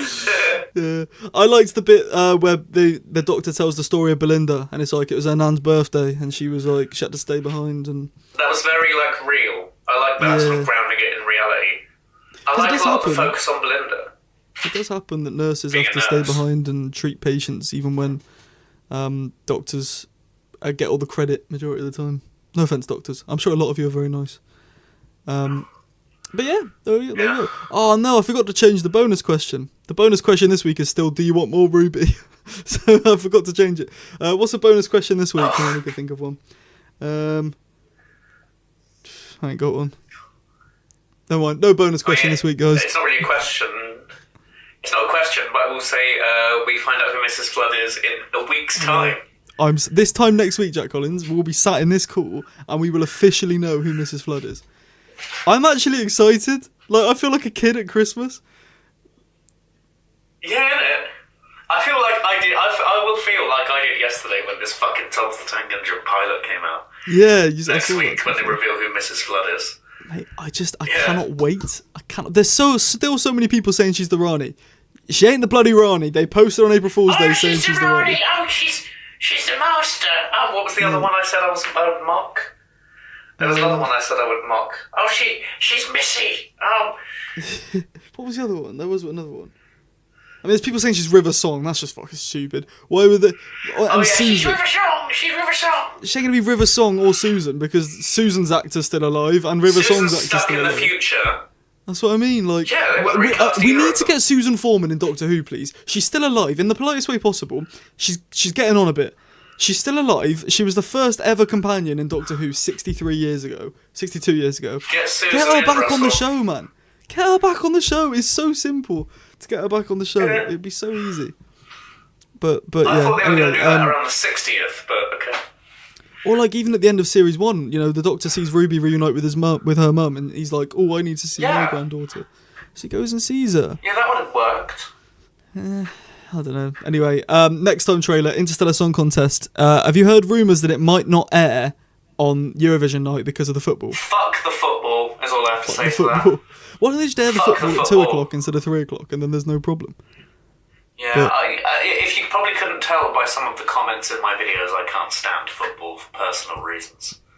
I'm not a big fan of football. You don't like football, bitch. You like Thomas the Tank Engine. Stop pretending. That's me to my younger self. Listen, football. If you like it, you like it. But I think football fans, football's their life, and anyone having a life that's anything besides football, they take the piss out of. Like, shut up. You watch men kick balls around a field. Toss off. Massive tangent, yeah. But they're always like, whee! Last year when it was like the Sutek reveal, the Susan Triad, I was like autistically clapping, but I wasn't going, whee, Sutek! Yeah. That's what I mean. I was just like, fuck yes. It's just childish. Yes, you know. Childish from the football fans. Go on, attack me. Do it. Don't do it. Are you excited for the Interstellar Song Contest? I know I am. Yes, I am. Hopefully it's not as much missed potential as this week, because this week's was quite a lot of that. A lot of stuff could have gone other places, but they didn't. Well, who writes next week? Is it Russell? No, it's Juno Dawson. Juno Dawson that writes next episode. Who I've heard is quite a good writer. There's quite a bit of controversy around their books, but I don't know. I don't really care. If they write good Doctor Who, they write good Doctor Who. But Juno Dawson writes next week, which I'm confused about because. It's better than Shivers, then. Good. Well, next week has the Mrs. Flood reveal, but it's not written by Russell, so I don't know how that's happened. I'm assuming maybe Russell just wrote that bit. I mean, Russell has a hand in quite a lot of the eps, so maybe he's written like a little. Well, yeah, he probably wrote the Space Baby in this episode, didn't he, and stuff. So. Yeah. I don't know. I don't know, Doc. I don't bloody know. I'm excited to see Roland. All this Al Qaeda stuff. Oh, you're right. All this Al Qaeda. Graham Norton's in it. Roland's in it. Next week or something like that. I want to see some. I want to see some sort of long lost alien that we haven't seen in years, like an Ood or. That'd be cool. Ood or but I mean, it's the perfect time to do what it. Other things could sing, because the Oods can sing. Slovene, they could probably sing. They could drop a fat beat. Oods, they had like a song, didn't they? They had like there's room in the song for you, Dr. Donald. Slavery song. Yeah, it's called Song of Freedom. That is such a good song, by the way. I like that. Listen to Song of Freedom. It's I listen to gorgeous. that, like, in my spare time. It's great. I always have, like, the version from Journey's End stuck in my head. Like, when they're tugging the Earth back. Very nice moment. But we're not here to talk about better episodes. Yeah, no, we do it every week. Jack Collins, your final ranking out of 5 for The Story in the Engine, please. 2, 2.5, something like that. 2. I said 2.5 in my review. Definitely way too high. I'm lowering it to a 1.8 is my rating for this episode out of 5. Oh, damn. That bad, huh? Yeah, it's quite bad. But don't know. Hopefully the Interstellar Song Contest is going to be better. Your thing. It's like the Eaters of Light of this very good season. Yeah, that's what I mean. Like, you can't expect every episode to be a banger. Well, it's 8 episodes though instead of 12, so I don't know. But either way, I thought she was the Rani. I was convinced she was the Rani until April Fool's Day, when Jack showed me an article that Doctor Who had published saying she's the Rani. And they wouldn't lie. They wouldn't tell the truth on April Fool's Day. Everyone's saying the Rani, but the April Fool's thing's making me think otherwise. I'm really stuck. No, it's not fucking Rani. I don't think it is. They're just saying that to throw people off. Oh, Mr. Rani. Oh, Mr. Rani. The next time Jack will bong on the podcast is if Mrs. Flood somehow turns out to be the Rani. Let's say that. She won't be. So. She won't. She won't be. So my lungs live. This time in 2 weeks, right? In the Eurovision episode, we know who Mrs. Flood is. We will know who Mrs. Flood is this time in 2 weeks. It's the Rani! Keep it. This time, this podcast in 2 weeks' time, we will know who Mrs. Flood is. There's still so many people saying she's the Rani. She ain't the bloody Rani. They posted on April Fool's Day saying she's the Rani. We need to get Susan Foreman in Doctor Who, please. She's still alive in the politest way possible. She's getting on a bit. She's still alive. She was the first ever companion in Doctor Who 62 years ago. Get her back on the show, man. Get her back on the show. It's so simple to get her back on the show. It'd be so easy. Russell, I know you're still watching this. Bring Susan Foreman back before she dies. She's gonna die soon, Russell. By the way, my point is she's getting old, and yeah, we need her. We need her back in Doctor Who, please, Russell. As you'll have seen from that intro just there that Jack edited kindly earlier, our theories that the Rani is not coming back has been heavily disproved yesterday in yesterday's episode. We've been clowned. We also manifested Susan in my tier list. We did do that. I just feel like we've been clowned on the internet. They've gone, you look at these blokes, I reckon it wasn't even part of Russell's plan, but he saw our podcast and was like, you know what, let's make her the Rani just to piss these lot off. Russell was sat there watching going, this guy is literally saying, Mrs. Pastorani, Mrs. Pastorani! And I will not let him mock that. I will finally make the fan joke true. Literally.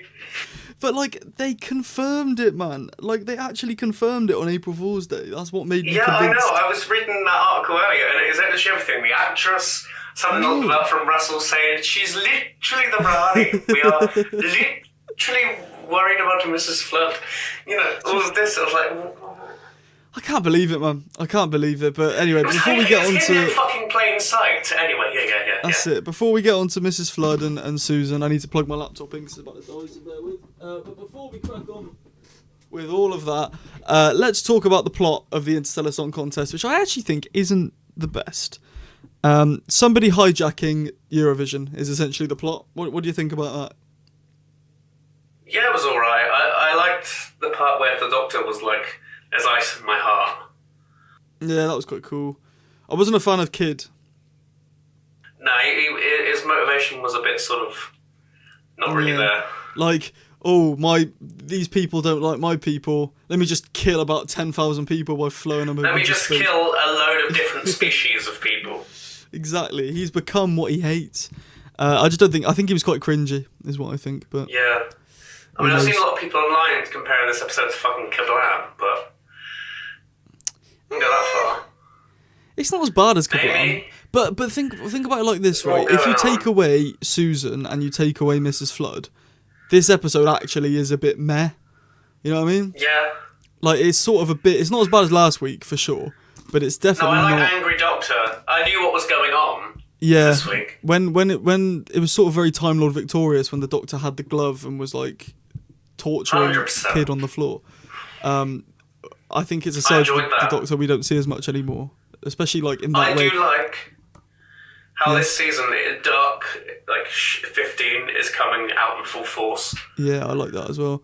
I like how Belinda seemed like, you know, when Belinda walked in and saw the Doctor torturing Kid, and she was like horrified that this man that she trusts is now doing all this. Like that, I really like that. That was very, very good in my opinion. I mean, she's only just met him like yesterday in sort of... Essentially, yeah. It's been like 15 hours. Earth time, yeah. Yeah, 15 hours for them. It's been 6 weeks for us, but 15 hours for them. But then we know what the Doctor can be like. We've seen like how he punished the family of Blood. We've seen basically Run. We've seen all this, whereas she hasn't, obviously.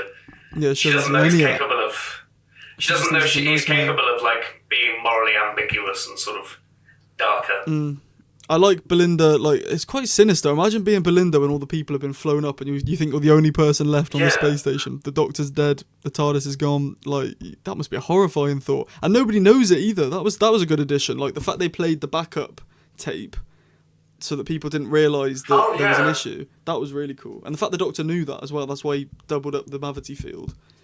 Yeah, that was cool because he was sonicking like quite early on in the episode. And we obviously think in the audience, we obviously think, well, he's sonicking to get the actual picture back, but he was actually sonicking to get to put the Mavity field on over the top. It's really clever. That's clever. But then after that, it sort of just becomes your average Doctor and companion split up. Let's try and stop the baddie from blowing up the place. You know what I mean? The Doctor in general was written quite well, I think. But yeah, I do. All the character stuff was great. I like the gay dudes. Yeah, they were cool. I like how it's very subtle, like on Midnight when Sky Silvestri just goes, "Oh yeah, she divorced me." You know, it's not like they're just a cute couple. They're just who just are gay. That's it. That's what I mean, and like that'll stop the people online moan. Like personally, I don't care if they're subtly gay or really out gay. I don't care, but people online they tend to care. hugged and kissed and stuff, didn't they? That's what I mean. But I think that's subtle enough for people for the right wingers to maybe not care as much. It's not like Jodie lecturing us in practice, going, "Guys, there's gay guys, and they're separated or something." Yeah, I'm actually interested to see the overnight viewing figures today because obviously it's football and Eurovision night, so there's both. Oh yeah. So obviously, you probably know the viewing figures by now when you see this, but for us right now, it's Saturday night. It's 9 o'clock. We're sitting down. We're filming this, and we have no clue. But I do think the viewing figures will be higher this week because the football didn't ruin it. It actually aired on time. Yeah, I was so happy about that. I turned around to Ross when he was watching the football and I said, "I hope your fucking football shit isn't going to interfere with Doctor Who. Fucking scourge if it does." Yeah, it didn't. I fucking hate football. Didn't Hey, the Ronnie! Hey, Mrs. Ronnie, mate, it's the bloody Ronnie. Well, speaking of, talk to me about the Ronnie, mate. The reveal. I think the reveal was shit. What do you think? What do you think about the reveal? It was a bit sort of underplayed. I was like sat there, because obviously we knew it was coming. I was sat there for the whole episode going, when is it going to be? Yeah. When is Mrs. Flood going to come out? Is she going to break into song? Yeah. I hope someone does it. Oh, I'll say this later, actually, but I hope someone does singing there's always a twist in the end. In a sinister, evil sort of way. I tell you what, though, I did think the Ood was going to show up. I wanted them to. Like, it would have been cool, but... And Russell liked to comment... I mean, Juno Dawson viewed my Instagram story earlier. Didn't like it. Oh, sick. Didn't like it. Let me check if Russell's viewed it. He might have done. Because I posted an Instagram story because I was just that hyped with it and I had nobody to talk to. Because you'd seen it, and we'd spoken about it, but nobody else had seen it by that point. Yeah, I think Ollie woke up, like, a bit after I did. Yeah, so speaking of Ollie Cut, actually, he recorded 5 minutes of recording earlier, talking about his thoughts on the episode because he can't make the episode. So later on in this, yeah. So later on in this, we'll cut away to Ollie Cut and see. Let me look. Yeah, so there's Juno Dawson is. Oh God, I've lost it. Bloody lost it. So Juno Dawson is. Have I lost it again? Am I blind? There's Juno Dawson there. I don't think Russell T Davies has viewed it. He viewed my one last year about Empire of Death. Nice one. Where I basically lied and said it was really good. But okay, they've just, I don't know if you've seen this, they've just confirmed who the Unholy Trinity are. Yeah, the Ronnie, Mrs. Flood and Conrad. Why have they done that? I wanted it to be a secret. No, I wanted to theorise for the whole week. I was going to make a video tomorrow being like, oh, who the Unholy Trinity might be. Is it Missy? Is it Kid? Is it da-da-da? Is it Conrad? And it's bloody they've confirmed it. Whatever. Anyway, the reveal was a bit sort of... There was a bi-generation. Yeah, I saw it earlier. I think I liked it. Yeah, I don't know. The bi-generation was a bit shit. I just think the reveal overall was a bit underwhelming. Like, it's been 2 years of who is Mrs. Flood, and just to have it be done on a post-credit scene, like, come on. Yeah, I was expecting someone more like the Susan Triad technology. Yeah, that Susan was sick. Tech, Sue Tech. Not someone like that amazing, obviously, because that. Playing with text. I just really thought it would be she'd be an act. I thought she'd be an act on the stage and she'd come out and do Anyone Can Fall in Love. And then she'd be like, Doctor, this gravity field, she'd call it gravity, and that's how the Doctor would be like, oh shit, she knows. And then it'd be that's what I was going to say. The Doctor should have found out when we did.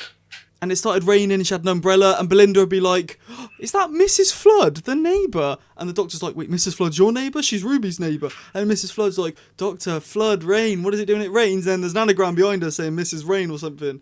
And it switches around Ronnie and he's like, oh my God, it's the Ronnie.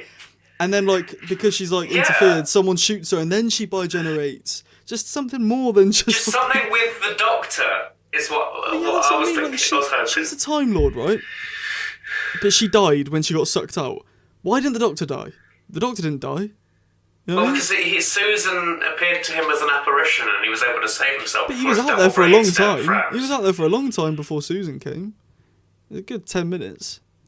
How long was Mrs. Flood out there for? Quite a while, yeah. Very much longer. But I still feel like if you're out there for 10 minutes... Maybe there's a threshold of freezing that causes bi-generation. Possibly. What about Susan? Come on, talk to me about Susan. She popped up. I was shocked. I'm going to say my usual line. I was autistically clapping at the screen. You were... Hang on, you haven't bonged it. Hang on, we forgot to bong it at the start. Jack Polly's bong. Why we completely forgot? Right, so in the Midnight episode, we said if the Midnight Entity appears... in Lux, we said if the Midnight Entity appears, Jack has to bong, and then on the Midnight Entity... And then in that episode, we said if Mrs. Flood's the Rani... Well, you probably saw it in the intro. If Mrs. Flood's the Rani, you have to bong it, and that won't happen. Yeah, so you got to bong it now, mate. Yeah, rip your lungs, bong it now. Don't drink the water this time. That was a big fail last time. Here he goes. He's doing it. Get in. Jack lives in Amsterdam again, just to say. Mrs. Fasterani. Mrs. Fasterani. And she actually is. Plot twist. She actually is. I look forward to seeing Susan. There's actually theories going around that actually because BBC have confirmed that there's going to be more Doctor Who, whether or not Disney can confirm a new deal. There's theories now that Shooty isn't going, and that they told Shooty that, and he's staying, which means, did you hear the Reality War soundtrack that Murray Gold released a few weeks ago? No, I didn't. I've seen it advertised on Twitter, though. It's really good. I'd listen to it if I were you. It sounds like Regeneration music, and everyone was like, this is Regeneration music. I think it could potentially be the music that Susan and the Doctor reunite to, which would be quite hope so. I hope so as well. I keep hearing loads of people say that Belinda's Susan. Yeah, shut up. Shut up. I did think maybe Mrs. Flood would be Susan when she started regenerating. I thought maybe she's going to regenerate into Susan. Yeah. She was going to be Susan back in Ruby Road. Fucking. No, so I thought today when the yellow stuff started appearing, I was like, oh god, she's gonna go into Susan, because that made sense. Well, when she said time lady, I was like, oh fucking hell, she's not the master, is she? I thought she was the master. I really didn't think she'd be the Rani because of the April Fool's post that was bang on. No, exactly. Like I had no. But when online, nobody else had seen this April Fool's Day post. Like everyone was still convinced she was the Rani. But no one was convinced that she was the Rani. Mrs. Flood, not Mrs. What am I on about? Russell T Davies and Stephen Moffat. They have very different styles of writing, right? Moffat, if Moffat was writing this series, it'd been predictable she was the Rani because he'd have dropped so many hints about it. Russell tells you nothing, and then in the moment just goes boom, here's this, which I like normally, but I know the Rani, and she's not. Mrs. Flood doesn't act like the Rani. You know what I mean? No, but I've heard people say that she could have been like chameleon arched. I've heard people say it's like the Doctor, and they change personalities between incarnations. Because obviously Peter Capaldi and Jodie Whittaker aren't the same person, are they? So no, true. Yeah, you go, guys, the Earth is protected by me. I tell you what, that is a really. I don't know who's gonna die. Yeah, that is a really, really good point. I hadn't thought about that. Yeah, Time Lords. And the master changes between. Yeah. That is very true. You know what? I stand corrected. That is a very good point. It's the bong. It's fucking giving me big brain. Yeah, the bong's giving you... Right, that's it. Because if you're doing exams at the minute, bong it before you go in. Smoke some weed. That's what you got to do. Bring a little mini bong into the exam with you. If you're struggling on a question, back in the pocket. Yeah. I don't know. Yeah. I mean, the Rani's back. Mrs. Flood is the Rani. I have a bit of evidence. I think we've discussed this off camera. Go on. But I have a bit of evidence. So obviously the whole space babies side of things. Cause they're sort of an experiment, aren't they? Yeah. I mean, the Rani's a scientist, so she does a lot of experiments. That's what I'm thinking. And I think I thought this, but fucking... I've heard people say the whole reality thing is another sort of science thing from the Rani. Could be. Not a bad shout. I mean, I hope we get explanations to, like, why Mrs. Flood is living next door to Belinda and Ruby, and it's not just that was another hint. dropped in. Yeah, go on. Another hint. The governor. I saw on Wikipedia when I was reading about the Rani. One of her aliases is the governor. Yeah, she does do that. Because she used to be a prison governor in classic. Yeah, I mean, not a bad shout. I just think, I hope Russell hasn't just dropped her in. I hope all of the things she said in the fourth wall breaking, I really hope Russell's explanation isn't, she's the Rani, she can break the fourth wall. I hope there's a reason. There's a reason why she's lived next door to Ruby. There's a reason why she lives next door to Belinda. She's spying on them for whatever reason. And it's not just Russell just trying to fit her in somewhere. Why was she going to get her pills in the hospital? Why was she... Get her pills, Belinda, love. Yeah, like, why was she in the well? Like, I hope it's not just... We forget about all of that and just move on. I hope there's an explanation. I don't think it's been going for like 2 years at this point. I don't think he's just... Yeah. Well, like, look, flush Ruby's it down mum was no shitter. one. After that, I cannot. I'm losing trust in the man, but I do have faith. I've heard his reasoning for the whole Ruby thing, though. He literally wanted to subvert the whole Rise of Skywalker storyline. Yeah, he literally wanted to make her just a normal woman. She's not special. She's not Susan. She's just a normal woman who pointed to a sign. That's it. That's his reason, something else I but... noticed was Poppy Honey. Just quickly talk on that, just a second. What? Brain, we both saw it. Yeah, Poppy Honey. So the sponsor for the Eurovision for the sponsor for the Intergalactic, the sponsor for the Interstellar Song Contest was Poppy Honey, which came from the what's it called? Hellion, something like that. Poppy Honey is exactly what the Doctor says to Poppy from Space Babies. We know she's important, so there's something going on there. I have a theory on that I will get to. Speak. Go. No, I was going to say something else, but I've forgotten it. Hold on. Good. Oh yeah, that was just a theory. So like, I think there might be some sort of bootstrap paradoxness going on. Oh yes. So, because obviously the Rani. Well, not obviously. This is my theory. I think the Rani's behind the Space Babies. Okay. And they're like an experiment. Obviously. Yeah. And I've heard people theorise that Captain Poppy is the timeless child. I think you said that, actually. Yeah, I did think that. I thought Captain Poppy might be the Doctor. Yeah, so my brain's connecting those two and thinking maybe, obviously, the Rani was responsible for the Space Babies, gave them the ability to regenerate, and then obviously the Doctor, who is Captain Poppy, was dumped in that fucking alternate dimension, and that's where What's-Her-Face picked her up and invented the Time Lord, like regeneration. And I do like that. There's like a whole bootstrap paradox sort of thing going on, you know? That would make a lot of sense, because there was always a thing of like, how did the timeless child get regeneration energy? And if it's from the Rani putting it in the timeless child, it's like a circle. It's like a, and it's so Russell to have the Doctor pep talk himself when he was younger, when he only was talking to Poppy like, nobody's born wrong, I'm all on my own just like you are. Like, that is so Doctor Who to have the Doctor pep talk himself without even knowing it. I really like that theory.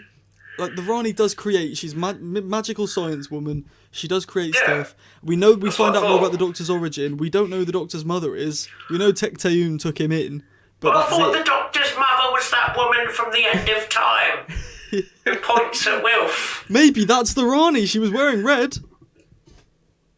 The mysterious woman's the Rani.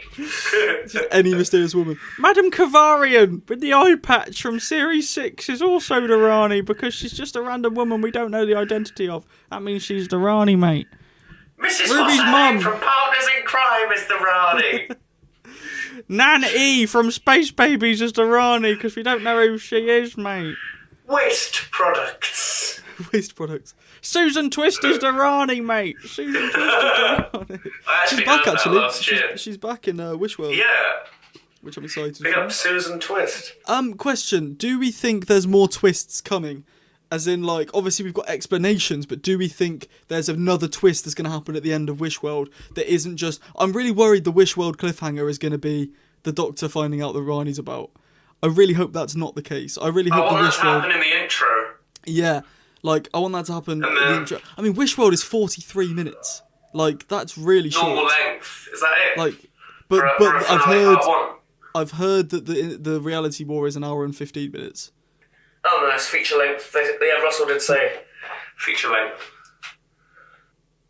Yeah, so who knows, man? Who knows? I'm just still praying for the trickster. I'm still praying for the trickster. Well, that's what I was thinking, because obviously the fucking description said Ruby is trapped. That's it. And like, obviously, what's And happening on the May trickster is the 24th? god Wish World. The trickster is the god of traps. That's it. And he grants Yes, he wishes. does. And I just think it all adds. I just left the call by mistake. Sorry, I left the call by mistake. That's right. Yeah, the trickster grants wishes in Wish World. I just think it adds up. It adds up. But anyway, yeah. Yeah. So, golden moment. What is your golden moment this week? Susan, yeah. Good answer. Mine's probably Susan as well. Grandfather. I do like the bit where Belinda asks what the boy's name is, and someone says, "Oh, kid," and she says, "Like a baby goat." I find that quite funny. Also, another second runner-up. Like I said this at the beginning, but Doctor freaking out on that guy. Yeah, that's quite. A hologram kicking him and saying, "My heart is full of ice." Yeah, I do like that. That was awesome. Well, my bonus question this week was, do you want to see Michelle Gomez back? But that's not happening because they've just confirmed the Unholy Trinity is Conrad and the Ranis. So I don't think that's going to happen. She was at the premiere, so maybe she's going to cameo. I think she'd have been announced by now, or we'd have seen her. I don't know. Maybe. But I've heard people saying that, oh, she's in the Tooth. And they revived Missy from the Tooth, and then the fucking Indian Dawan, whatever his name is, mastered by generated from her. Look, I just think Russell's around for at least another 2 or 3 years as showrunner. I think maybe this is a mystery. I like when he keeps mysteries going for over series, because I hate when a series ends and we know everything, and it's like, oh, I know everything. I like when there's still a bit of something. Like, I hope The Master isn't about this 2-part finale and it's something to do with next series or the series after. Like, who's the boss? Is Mrs. Flood the boss? Do we still not know who the boss is? Who's the boss? I just thought of something, actually. I swear down. Early on in RTD2, they said the Meep would be coming back in Shooty's second season. I don't know. I thought the Meep died. I just remember. Didn't the Meep get turned into Mrs. Flood's coat, and that's what she was wearing on the rooftop in Empire of Death? I swear that was a canon theory. Russell said that I think that was because that was the theory. The Meep was Mrs. Flood is the Meep's boss, and the Meep didn't kill the Doctor, so Mrs. Flood just skinned the Meep because the Meep's like, oh, people are always skinning Meep kind for their fur. Yeah, and that's what she was wearing. So Mrs. Flood did that. She just did it. The next time trailer, there isn't one, but there is the Unleashed trailer. What do you think about that? I think it's very cool. Fucking Conrad, dickhead. He's back. That's what I was going to say. I like Rylan in the episode. Yeah, that's it. Quickly touch on Rylan. I like Rylan. I like his teeth. Have you seen the behind the scenes? Have you seen Unleashed with Rylan? When he was fanboying over the TARDIS. Yeah, he went into the TARDIS, and someone was like, "Oh, you can't press the buttons," and he's like, "I don't want to end up in the future." I love him. The next time trailer. I'm really looking forward to it. He's giving me Saxon vibes. What is the deal with Conrad? What? Actually, Mrs. Flood released him. He could be the Master. They could have used the Tooth to give him Time Lord powers, and that could be the Trinity, 3 Time Lords. Yeah. Not a bad theory. I hope it's not. I hope the Master stays around for a bit. Mrs. Flood's just like the Rani's lackey now, is she? Well, that's what I mean. Mrs. Flood's always been in control until this episode where she seems like the Rani's bitch. Do you know what I mean? Yeah. It's very much Mrs. Flood isn't in control anymore. The Rani was the Rani's unfortunately she's the other one. And Mrs. Flood's yeah, sorry, ma'am. So yeah. Don't know. Does that imply it's the same with 14 and 15? What 15 is 14? 14's. Oh, no, 14's. Yeah. 14's a Doctor. But 15's the Doctor, the different article, you might say. That's Tom Baker reference, that's from Robot. Or if you want to go to a PCAP reference, I'm the Doctor, the original, you might say. That's 2 Tom Baker references this fucking season. Yeah, maybe Tom Baker's coming back.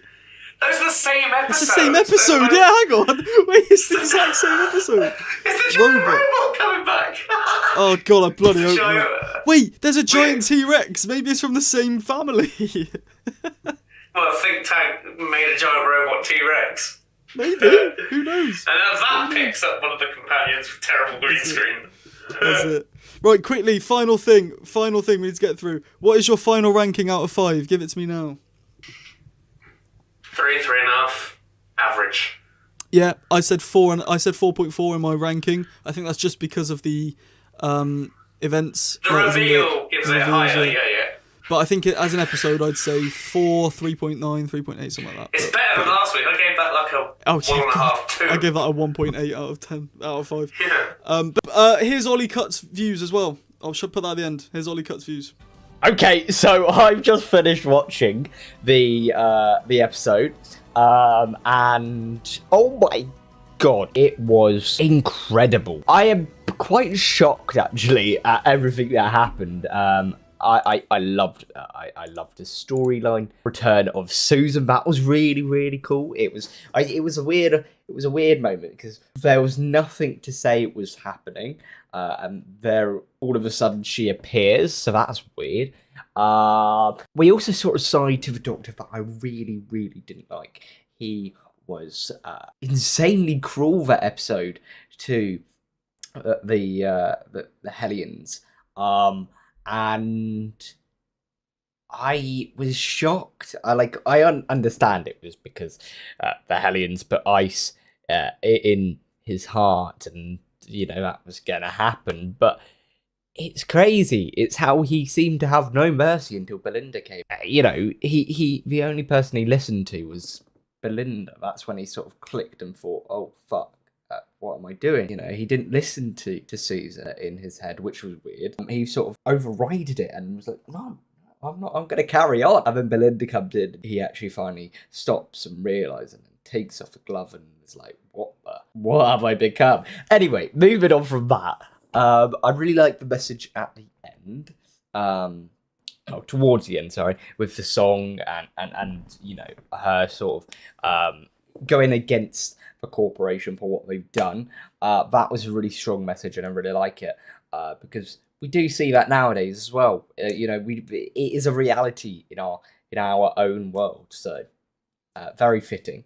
And the big one is of course the end credit scene where we see Mrs. Flood come out of the cryospheric chamber or whatever it's called, and we see her regenerate, which is an interesting concept. The return of a Rani. She's Mrs. Flood is a Rani, but we actually see the Rani as well, which I am so excited because we got to the credits, and I thought, what?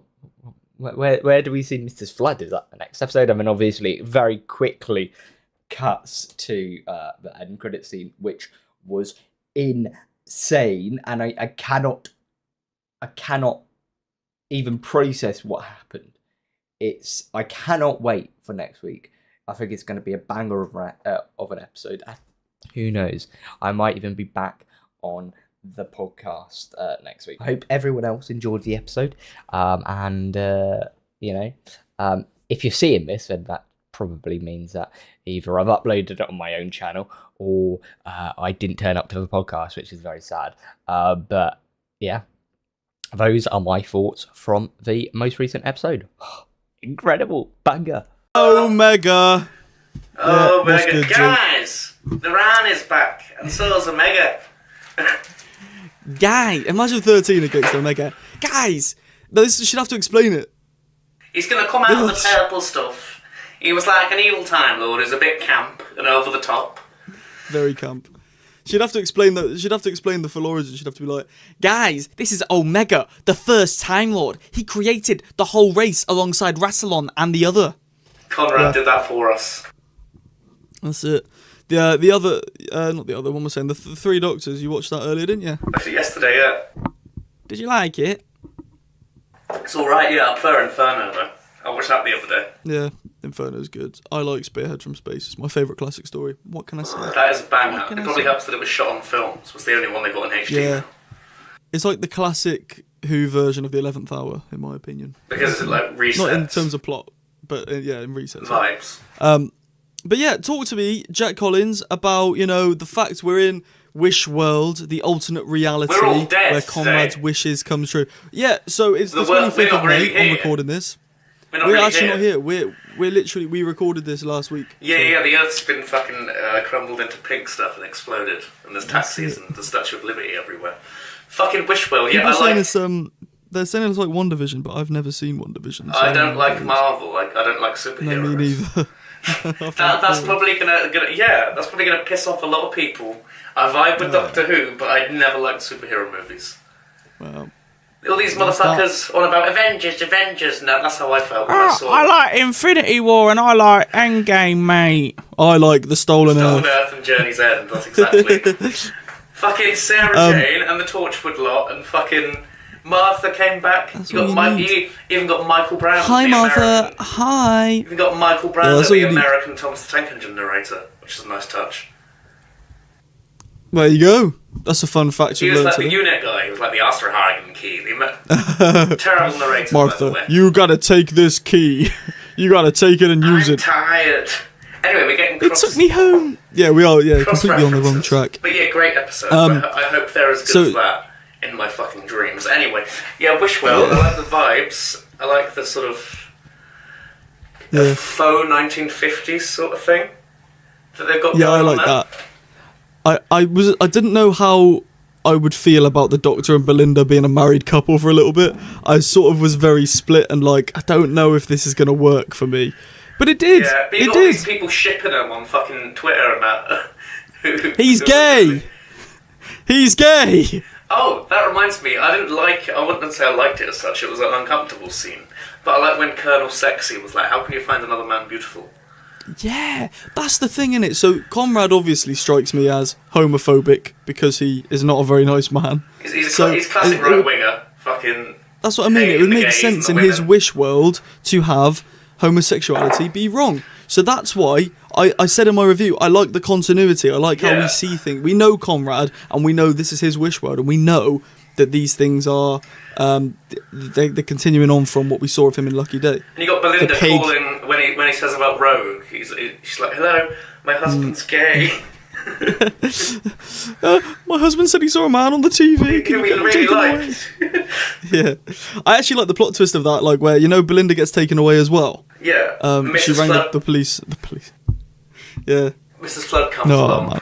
Fucking no. But I like the whole sort of faux 50s sort of vibe. Obviously, yeah, it's Conrad's world. So like the gays are wrong, women are trad wives, the disabled are like not really there. Yeah, that's that. Is this what these reform motherfuckers want to go back to? Is it? Bruv, this is Farage's wish world, I'm telling you. This is what he wants to happen. Did you hear at the end, by the way? Did you catch it? The Doctor's like, when he's falling down, he's like, "No, Rani, Poppy's real."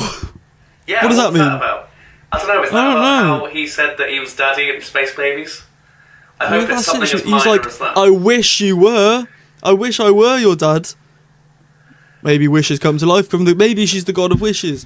Or maybe Russell just said it. He does a lot of that. He just says things I was and doesn't really back expecting them up. that baby to like be more evil. It just did the giggles slightly. I was artistically clapping at that. Obviously, it goes without saying. I just wish that... I don't think we're going to get an explanation to why the Rani can break the fourth wall, and I don't like that. Yeah, I feel like there's not going to be a reason. I woke up this morning and that just randomly crossed my mind. That's what I'm saying. Like, I don't think we're going to get a thing. I think it's just going to be Russell doing one of those things where it's like, "Oh, reality's falling apart. Of course the fourth wall's going to come out and everything's going to fall apart." It's literally to do with the toy maker. It's literally because the universe got broken. Absolutely marvellous.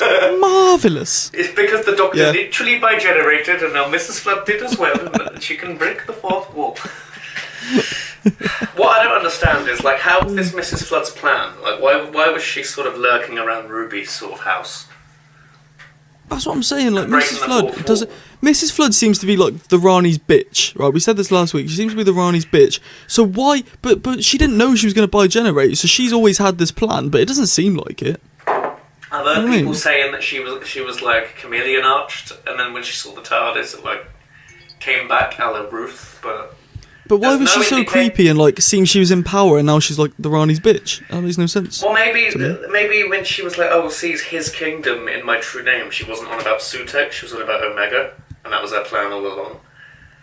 Oh. I don't know. My brain's quite good at filling in plot holes. She did say she had such plans. She's like, I had such plans.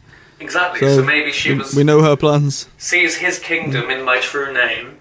Maybe she's referring to Gallifrey and Omega, and not fucking Sutek and Earth. Maybe. I like that. Just a theory. What I don't get, right? The 24th of May, is that the... So this Wish World takes place on the 23rd of May, correct? Yeah. So, and the episode ends at midnight. Why?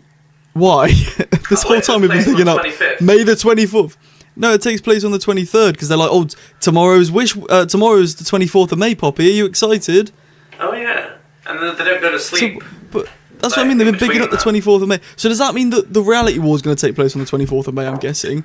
But if that's the case, why have they... The episode doesn't air on that day, so they should have made the big day for the episodes where they've been bigging up for to be the 31st. Yeah. Because then we'd have been watching it on the day where it actually falls apart. Was it supposed to air on April 3rd or something, like a week before? 5th? I don't know. It actually started. Maybe. It would make sense. I just feel like it was a bit of a weird decision. Like, it would have made more sense to air the second part of the finale, the big threat, on May the 31st, or at least air it on the 24th. We should have seen the Rani, and I said this last week. No, I agree. I think there's more that I've seen the scene where he encounters her for the first time. I do think it would have been better if we see that it's the Rani when the Doctor did. Yeah. I also think his reaction wasn't great to the Rani. Like, he literally was just like... And that was it. There was nothing to it. I don't know. Again, it comes down to the whole sort of the parallels with last year. But I saw him sort of cowering on the floor like this, similar to how Susan Twist was when Sutek was revealed. Yeah. Maybe that's intentional. I don't think the Omega and the Rani reveal was anywhere near as good as the Sutek reveal last year. The Sutek reveal was incredible. Omega, you've got. Whereas in the Sutek reveal, you get. When I heard it was just the word being said, Omega, whereas Sutek, you got fucking Harriet Harbinger fucking bigging him up, you've got... Yeah, where's the fucking Harbinger? Sutek, all that shit. There was no Harbinger for the God of Wishes, there was no Harbinger for Omega, assuming he's a god now, I don't know, it makes sense. He's a god of time. But there's just no Harbingers, where have they gone? They went. We haven't had a Harbinger for 8 weeks. I guess the Harbinger for Lux was... the movie. It's just a screen, yeah. Yeah.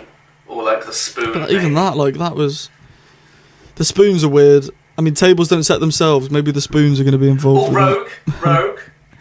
Oh yeah, Rogue was kicking about. That was cool. I like Rogue. He's my favourite. Yeah, I saw that, because obviously Susan was on it before, a bit Rose from Midnight when she's Yeah. And then Rogue came up and I was like, shit, Rogue! Fucking Rogue!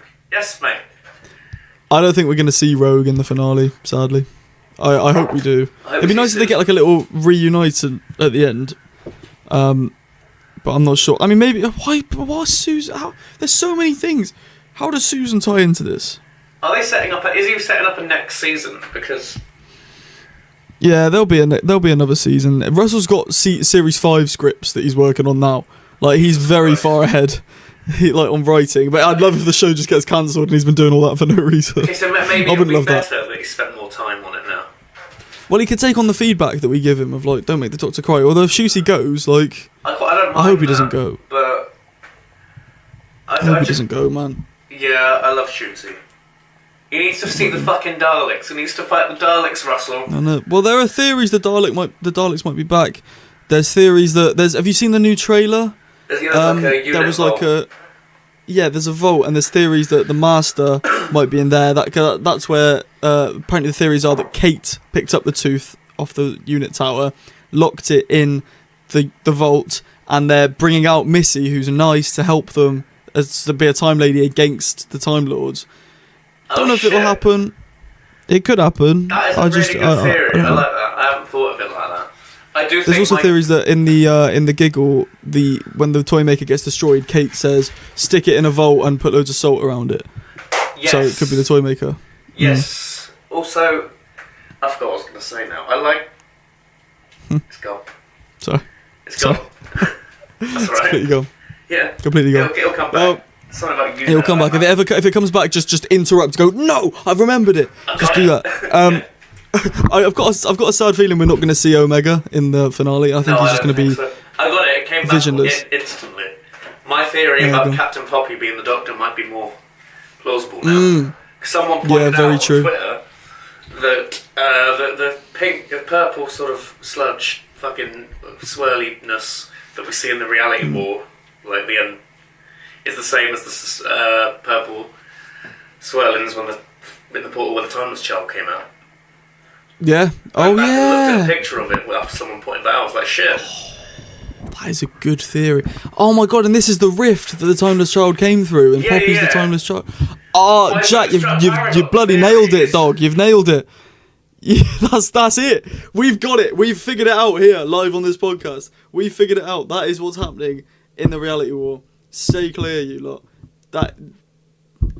I'm just gonna say it in the voice so we know it. If it does happen, that I predicted it. Oh, Captain Poppy's the Doctor has come through the rift, and it's the same time portal. It's the same time portal. Oh god, I just left the call by mistake. The voice. I need to stop doing this. Sorry, I left the call again. I thought doing the voice killed the call. Look, we got to do the voice because whenever you do the voice, it Captain happens. Poppy's the Doctor. Captain Poppy's the Timeless Child. It'll happen now. It just will. The portal is the same in the Timeless Child. Right. I don't think we'll see Omega. I think we'd have seen him if we were going to see him. And the audio was supposedly sourced from Big Finish. Yeah, it was archived. It wasn't real, which is annoying. And the bloke who originally played Omega is dead. So, like, I don't know if Russell would want to bring back someone else playing Omega. It's not going to be like Sutek, where they brought back like the 90-year-old who is still alive. No, although he is a Time Lord, so he could regenerate. I don't understand Omega, so he's stuck in like a sort of separate dimension. He's got some like weird Christmas tree looking asses fucking... Yeah, that's his mask. I don't know, to be fair, I haven't watched the Three Doctors in ages. No, I mean those things that are like his aliens, they look like fucking baubles. Oh, I thought you meant his fucking mask. His mask is a bit Christmas tree. No. Talk to me about the overarching story. I mean, we've sort of got a lot of answers this episode to what's been going on. I didn't like how it was very telling me and not showing me. I didn't like how this is just revealing the plans. It didn't really pick up where we left off. Like, how did the TARDIS doors get shot in last week? Was that the Ranis kidnapping them and putting them in the world? They didn't show us anything like that. That sort of irked me. That it just went into like them together. It also is. I wasn't a big fan of the Vindicator. That's how they've been powering the Vindicator to do something with the clock. I can't remember what it is now, but I felt like that was a bit shit. But why has she been following the Doctor since like the church on Ruby Road? If this was her plan, I don't get it, man. No, I'm hoping we get answers this Saturday. No, yeah, this upcoming Saturday. Yeah. It airs at night time, doesn't it? So it's gonna be. It does. It's gonna be a weird one. But I hope Shooty stays. I do as well. I'm gonna be sad if he doesn't stay. Yeah. I'm gonna be really sad. So, Shooty, if you're watching this, just stay for me. Yeah. Great. And me. That'd be absolutely fantastic. Will it be literally very sad if you leave? I literally will cry. What is your golden moment this week? The moment that stood out to you the most? Probably, like I said earlier, when Kurt, when he was let to Colonel when he called Colonel Sexy beautiful, and he was like, "You can't find another man beautiful." It's like, fuck it up. Tells you exactly what sort of world this is supposed to be. A shit one, like the 50s, what all these freaks want to go back to.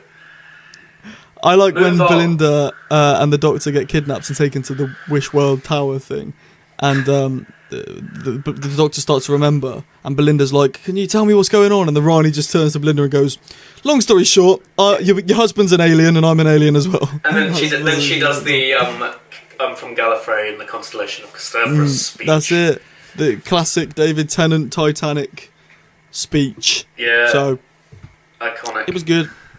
It was good. Bonus question. Do you think that there is still more surprises to come?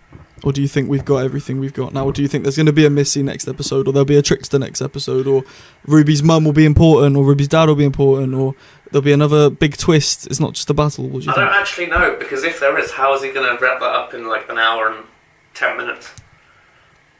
Yeah. He did a midnight sequel in 43 minutes, so Probably he's capable of a lot. Probably Missy.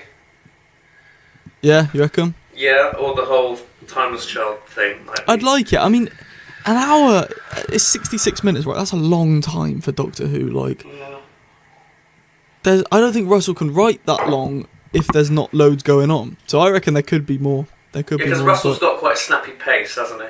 He doesn't drag That's what out. I mean. Like, look at all of it. Look at like Queer as Folk and all of his other shows. They're not like long. They're not like massively long. No, even It's a Sin, which is considered like a masterpiece, was only like 4 minutes a piece, 6 episodes. Did you know that he wrote Chucklevision? Yes, I did. I need to find out what episodes.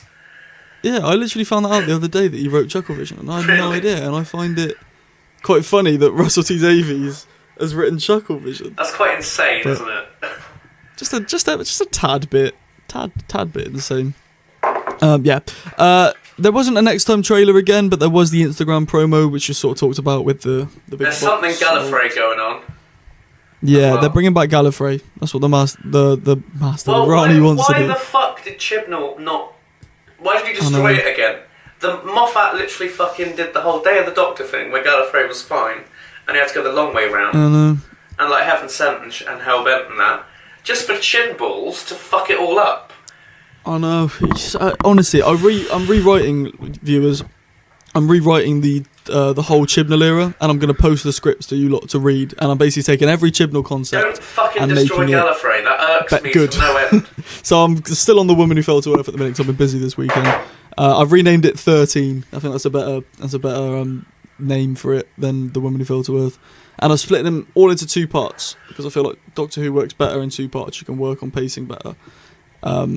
Yeah. So yeah, that's coming very, very soon. You keep your eyes peeled for that. The Timeless Children I did the other day. We can have our ups and downs on whether you think that's going to work or not. So yeah, that is coming. That is coming. Jack's gone, Just fucking so his Wi-Fi's like fully kicked off. So I don't know what's going on there. Jack, give me your final ranking out of 5, please, good sir. 4. 4. That's very good. Yeah. I think 4.6. I liked it. Yeah. I liked it. It was very Lie of the Land. You know I love Series 10. It was very Lie of the Land. It was a bit too Lie of the Land. Especially the police, like you said. Coming knocking on the door. The monks have only been here for 6 months. The monks, you're under the monk spell. And then it's just the exact same, but with the disabled people can remember what life was like before. Oh yeah, apparently What's-His-Face was in that Doctor Who episode, that guy. Yeah, Tharies. Yeah. I love Tharies, and I'm glad he was in the episode. I didn't spot him. I didn't spot him first time, but I did spot him on my little re-glimpse. I'll have to have a rewatch. I like that part with all the disabled people as well, like Shirley, sort of. It was good, wasn't and it? Ruby. It was good. Empowering. And the fact that Ruby is on the streets because Carla rang up and told on her is... What is it with her fucking turning on Ruby every 5 fucking seconds? It happened in the church on Ruby Road, 73 yards, and now this. That's 3 times. Was there another time? That's whether, I don't know. Time? No. I'm being dense. I think that's it. Yeah. Nah, there might be another time. I think that's it. Yeah. She's a bit rude in Space Baby. She's like, Ruby, you've only just left the door. Why the fuck are you ringing me for, you prick? Yeah. Jackie Tyler would never. Yeah. Jackie Tyler, man. Maybe Omega's Jackie Tyler. It wouldn't surprise me. Is there anything else you got 2 of? Guys, Billy Piper's back. Guys, Poppy's real. Guys, Susan wasn't there. Guys, Omega got defeated by the Vindicator. Guys, the Rani got eaten. Guys, what's going on? What's just happened over the past 3 hours of my life? What is going on? I'm still processing it, to be honest. I don't understand. There was some weird thing that went on that meant that I could come back after being exterminated by the Daleks. So well, Billy Piper can come back, so can you. Yeah, exactly. That's exactly what I thought. You know. There you go, guys. Everything's Guys, timey-wimey. chat to me about the plot of this episode. There was a lot going on. There was the whole Omega and the Rani getting destroyed. Then there was the whole Poppy is real. There was just so much going on. Talk to me. What are the overall vibes? Give me a man. Firstly, get Omega out of the way. We watched the Three Doctors like a couple of days ago, and he looks nothing like that fucking helmet guy with the Christmas tree fucking sidekicks. Yeah, but look at Sutek though. Sutek looked nothing like Sutek, so yeah, it's not a new thing. The god Sutek, in Egyptian mythology, was some sort of dog creature, so it kind of checks. But well, he was a bit of a dog in Empire of Death, but he wasn't like an actual dog. He evolved, so it sort of makes sense from a mythology standpoint. But Omega, he was just like some guy. Well, I will say I watched it with my mum. I watched it with my mum, and she didn't know who Omega was, but she thought Omega was like really cool. He looked really cool, she thought. So maybe to new viewers he looks really cool, but to us lot, man, I want to see classic The Mask, I wanted to see The Mask. Yeah, the guy in the hat. That's what I wanted to. I genuinely wanted to see the guy with the mask. I was just expecting some guy to walk out of that fucking pool. Yeah, same. Not some fucking just some massive weird claws. Yeah. But I mean, they did explain why. They did say that he became his own legend, because we were in Wish World, where everything wasn't real. So that does kind of, it did end up making sense. But I would have preferred to see Omega how we saw him in the Three Doctors. The Rani got eaten. Mrs. That was so fucking satisfying because she was giving it all the big, and then all of a sudden she gets fucking devoured. It's very funny. It was very funny. I think that because Mrs. Flood is now out there, she's definitely going to come back in a few series. I hope it's not next 100%. Series, but maybe the series. Is she after. evil or is she going to be redeemed? I think she's evil still. I think she's gonna. I think with how she was treated by Varani, I think she is definitely gonna be a lot more evil the next time we see her. And I think we're not gonna see her for a while. I don't think it will be the next season. I think she's gonna go and she's gonna come back stronger. She's gonna come back greater, and she's gonna come back a lot meaner as well. Or at least that's what I hope. That's what I would do. I can see that. I've got another thing to say. I liked how Anita was like the sort of cliffhanger. I absolutely lost it when I saw, because it was the first 10 seconds of the episode. Yeah, it was just the cold like a door open was just opening. a little previously, wasn't it? It was like a little. Can I just say the cold montage. open was absolutely terrible. There was no previously, no nothing. It was just, I will make a new Gallifrey. Rani, you can't do this. Rani. That's what they used to do though in Russell 1 though, didn't they? Yeah, but it'd be longer. It'd be 10-20 seconds of at the beginning of actual fucking Parting of the Ways or whatever, they'd have a montage from Bad Wolf. Yeah, that's what I mean. It would be actual plot points that were, that's what I think anyway. But I liked it. Yeah, Anita, I like that sort of side of things. That's why the Moth read the script. Yeah, that makes sense. People were saying it was Missy, but this makes more sense. Way more sense, yeah. Right. The plot twist, Billy Piper, the 13th Doctor. There's so much, again, to unpack. I like 13 in that episode. 13 written by Russell was something I didn't know I needed until today. I liked seeing her, because I didn't like her episodes all that much at all. No. But I feel like we saw a better side to the 13th Doctor today. I think she was written better, so we saw her how she should have been seen the first time round. And it was kind of it was really nice seeing her. I prefer her coming back than, let's say, they could have done the cop out and had David Tennant come back again, and I would have genuinely been pissed if I saw David Tennant again. I think he's coming back with Billy Piper, man. I can see it. I would cry if that happens, because I love David Tennant, but he does not need to come back. He served his time, and I saw someone say, "Oh, I want Peter Capaldi back now. If Rose can come back, I want Peter Capaldi." Peter Capaldi is one of my favourite, my favourite doctors, but I do not want him back. He served his time. It would not make any sense for him to return, and I think it would ruin it for me if he came back. It would ruin his legacy. I can assure you that Peter Capaldi is not coming back. No, he's definitely not coming. Many times. That was a wish from that guy. But he has said like multiple times, if he comes back, he doesn't want to come back because if he comes back, he's just an actor in a TV show. If he doesn't come back, he's Doctor Who. You know what I mean? He's Doctor Who. He lives on.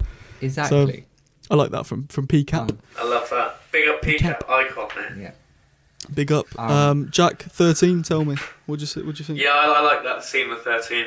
Yeah. When she hugs him is nice, and the little bit about Yaz, they made Thasmin canon. I really liked that. Yes. The bit about Yaz I really liked. It sort of undid the queer baiting that Chibnall did, where it's just like, let's make these two characters gay to get more people to watch, and then let's not make them gay. Let's just have an ice cream on top of the TARDIS, Yaz. But I did like the prequel, the setting up. Tell Yaz you love her, man. Tell her you love her. It really warmed my heart. That was... What was the deal with Poppy? Are they still in an alternate timeline? No. This is the real timeline. So this is what I'm saying on Twitter. People are really getting different endings in their head. So I don't know. I'm not going to sit here and say I'm right. But what I took from this is there's the world, the real world, where Belinda is Poppy's mum. Okay? Yeah. That's the real world. How the fuck is she a space baby then? Well, is that a fake world? We'll get to that. There's a real world where Belinda is Poppy's mum. In this world, there has been a shatter in time, which we see in the Robot Revolution. You know, Alan, get Alan. That, yeah. So we see that. That's the shatter. And that shatter has removed Poppy from existence. You know, when they all forget her at the end and Ruby's the only one to remember, that shatter has removed it all. So they don't remember Poppy. At the end, Ruby remembers Poppy and goes, Doctor, you've got to bring her back. You know, she's in one life, but that's what the Doctor does. The Doctor, you bring back just one life. You did it to me, you did it to Belinda. So the Doctor uses his regeneration energy to rebuild that crack, which then brings Poppy back. And we get flashbacks to the series. The whole reason Belinda wants to get home, we find out, is because she's got a daughter waiting for her called Poppy. That's the whole reason why she wants to go home. And then at the end, the Doctor lands in the real world. He's fixed the crack. And it's Poppy and Belinda. And he's like, oh, I love you guys. Yeah, you're real. You're 100% human. Her daughter. This is the real world. I fixed the crack. Everything's back to normal. Go in the TARDIS. I've used all my regeneration energy, so I must die now. Billy Piper. That's how I took it. But other people are saying otherwise. What did you guys take from it? I'm still confused, to be honest. Yeah, it's not explained how she's a space baby. Well, yeah. Don't know. That's just a Russell thing to do, though, isn't it? Just couldn't Yeah, be any other girl. Plot hole I can't fill in. I'm glad that she wasn't part Time Lord, though. That would have pissed me off. Yeah, in the Robot Revolution, Belinda says she's got to go home for a shift. She's got to start a 7 a.m. shift. Not that she's got to be back for her daughter. But that's the thing, the crack removed the daughter. The crack in time made it so everyone forgot about Poppy, and then Ruby remembered, and the Doctor fixed it, and that's when all the memories come flooding back, where she's dying in the well, and she's like, my daughter, Poppy, I need to get home. We don't ever see that, but we see it now, because the crack's been fixed. We're part of the universe, we haven't seen it because of this crack. Which I like. Yeah, and there's like a glass breaking as well. Effect. Yeah. And like, there's so much. Oh, it's just so much to process, and it's hard to come up with. Can we just touch on the regeneration? Yeah, I think we need to move on to. I feel like I've got a better theory for the regeneration. Okay, go on, talk to me. But well, I just think I think that the people on Twitter going, oh my god, no, this is stupid. Billy can't be the next Doctor. They need to calm down and realise the credit never said she was Doctor. They just said introducing Billy Piper. So what I think is maybe the case. It's not. It's definitely not. I can't really back it up or anything. But I think that when they had that massive scene where, they were like, oh, Doctor, you saved me, you saved me, you saved me. Actually, you saved me. That's what you do. You save everyone. And he realised actually there's one person that he never could save, that he always wanted to save. And, you know, he was, it's, you know, when you go back to the 10th Doctor, especially with Martha, he could never get over Rose, and he's always wanted to sort of save her. So what I think has happened is he realised, actually, maybe I could bring her back using, like, my regeneration. And I think that there's going to be some weird fixing in the writing where he can still regenerate and bring her back, but she's not the Doctor. She's just back as, I don't know if it's going to be herself or if she's going to be what Jack thinks, which I'll lead him to talk about that. But I don't think she's going to be the Doctor there. What you think is definitely possible? Jack, are you on the same mindset as me, where you think the console, the heart of the TARDIS, has something to do with it? All right, go on, explain to the viewers. Yeah. Okay. So obviously Rose opens the heart of the TARDIS and becomes the bad wolf. Yes, she does. Where does the Doctor point his regeneration energy? It's at the heart of the TARDIS. Yeah, there we go. So maybe, like, there's some sort of... I think that's more likely. I like Holly's theory, though. It's one of those ones where it very much could happen. But if I was to put money on it, I would say it's probably the bad wolf coming back. I do like the bad wolf one, because it is clear that he's not just. It's not like it's just got like the regeneration powers thrown himself there. Yeah. He's guided it there. You can see that he's struggling to guide it there, but he has. So it's you know, 100%. I like that when he's like, I don't want to do this alone. And he's like, I'm never alone with you. And he looks at Joy. I think that was a really good callback. Because, like, I didn't like Joy to the World. It's not a secret on here. I wasn't a big fan. I didn't like it very much. But in terms of... Anita Part's good, the whole... This, I still haven't watched it. I still haven't watched Joy to the World. That's one episode I've watched. Really? Oh, yeah, because you didn't... I've got like a weird Christmas thing where... ones. I've got a Christmas rule where I can't watch Christmas episodes when it's not Christmas. Which is really annoying. Not really because Christmas, though. I really, really, really want to watch Last Christmas, but I can't until Christmas comes. And it's so sad because I love that episode so much. The thing about Joy to the World is it's not really a Christmas episode. It's just set at Christmas. Well, it's not even set at Christmas. It just aired on Christmas. There's not really anything Christmas about it, is there? Apart from the fact it's called Joy to the World. Who knows? I think you should just watch it, man. It's not. I don't think you. Did you understand what happened here then? If you haven't seen it, what? In the episode with like Anita. Oh no, yeah, I get that. I get the time. So you know what it's about. You know what Joy to the World's about. You just haven't actually watched it. Yeah. Okay, that makes sense. And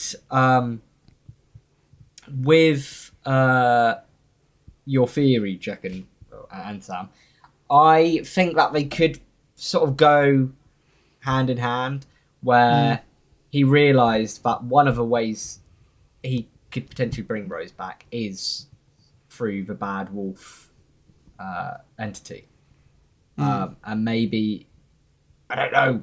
I don't know if that even makes sense, to be honest. Maybe I'm reaching a bit too much with my theory now, and trying to make it work with yours. But no, all I'm saying is I'm saying right now, and Jack will bong 20,000 times. Let's make it. He will bong. Let me survive in this. He will bong scenario. 10 times. 3 times. Okay. Yeah, I can deal with it. If he and he'll declare it to the government. No, he won't. No, bong 3 times. If she is a doctor, which it's not going to happen, so it's fine. Yeah. However, saying that, well. I was genuinely going to say because Sammy we've got a Snapchat group, and we do. He said that he was going to spoil it because I said no spoilers, and he said he was going to send me the video of Shooty regenerating, and I was half tempted to say, "Oh, okay, do that then," because it's not going to happen. And then I realised actually there is a slight possibility, and that slight possibility did come true. So maybe I need to stop. Maybe I need to stop saying things won't happen, because every time we say something's not going to happen, it happens. So It's the Rani! It's the Rani! we need to really be careful. Yeah, that voice needs to be talking banned. about not. we need to be careful with how we say this isn't going to happen if it's something we don't want to happen. That's it. Jack's voice needs to be banned. Like, Yeah. Donald Trump's going to be assassinated tomorrow. Donald Trump's going to be assassinated tomorrow. we'll see if it happens. If it happens, we have nothing to do with it. Okay, nothing. Maybe that's how I killed the Duolingo bird as well. Maybe I said, "Oh, his smuggle mocks me. His smuggle mocks me." Then he died. Rip Duolingo bird. Rip Duolingo bird. Guys, chat to me about your golden moments. What was your golden moment of the episode? The bit that shone to you the most. What's your favourite? Shooty flying on the Rani's like space scuba. That was funny. That was sick. All through London. All through Canary Wharf. Yeah, very Doctor Who.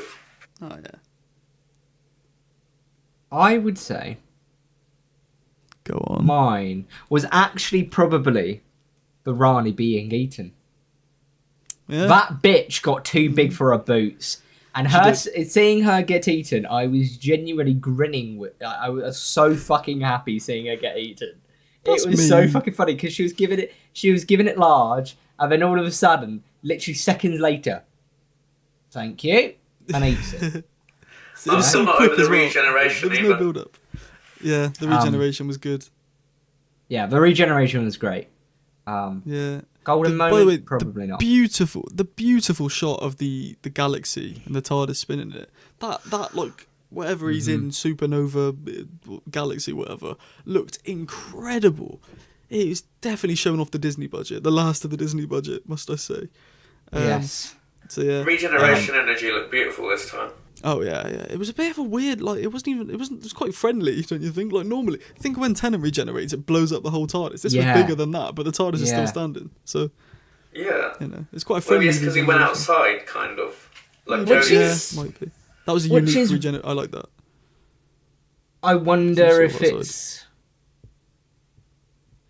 I wonder if it could tell us anything. I don't know. Like how this was such a quiet regeneration compared to when a Doctor regenerates into another Doctor. Again, that could be just a dead theory that that has absolutely no You've just got to read into everything, and you're plausible doing that, elements and to I like it. But it's like it's just like I'm definitely saying that she's not going to be the Doctor, and I don't want feel that that to happen.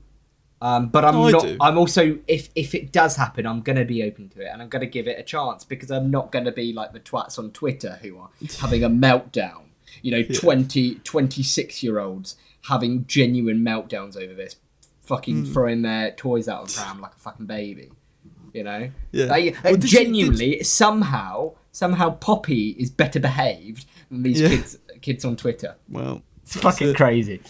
did you guys see anything about Billie Piper being the Doctor? Because I'm not gonna lie, I'd seen a lot of things online that she was gonna be the I've Doctor. seen people taking the piss out of it. I hadn't even seen anyone taking the piss out of it. I Yeah, took so the you're piss quite out of it the lucky. other day. Yeah, you're quite lucky. I said it in the voice, I think. Shit. Oh God, Jack, stop talking in that voice, man. I think I You're did it to ruining one it. of you the other day. I was like, Billie Piper's the Doctor. Well, I'd seen it about a month ago on Twitter. Someone saying the new Doctor, Shooty regenerates. The new Doctor is female and familiar and goes back to the start. And then everyone was like, "Oh, it could be Susan. It could be da da da." And then they posted saying, "Oh, keep your eyes on the BAFTA tonight. The next Doctor's there." Oh yeah. And it was between Billie Piper and I can't remember, it's like Karen Gillan or something like that. And everyone was like, "Well, back to the start. It makes sense. Billie Piper. Oh yeah, Nicola Coughlan, but she doesn't go back to the start." So everyone was like, "It must be Billie Piper." And since then, I've thought it cannot be Billie Piper. Like it cannot be. Yeah. There's no way. And then, lo and behold, she isn't the Doctor. I'm telling you, she's not the Doctor. But there's no information about it anywhere. The credits said just introducing That's Billie it. Piper. There's nothing on Unleashed apart from about Shooty leaving. What the Yeah, I've fuck watched is that. going on, Russell? However, I like that there's still a possibility of her being a Doctor because Yeah. it leaves us questioning, It does. and that's what we need. We need to be questioning because that builds us up for the next series. And I'm hoping because he's building it up so much and having us do all this talk and even having people pissed off about it on Twitter, that there's thousands of them out there, I'm hoping that's the reaction he wanted. And I'm hoping with that reaction, he can turn to season 3 into something extraordinary. He's a good builder of hype, Russell. He loves building up hype, so he's good at that. And he delivered on this episode. He did. I saw a lot of people questioning how this episode would go and said it would be a flop and stuff beforehand.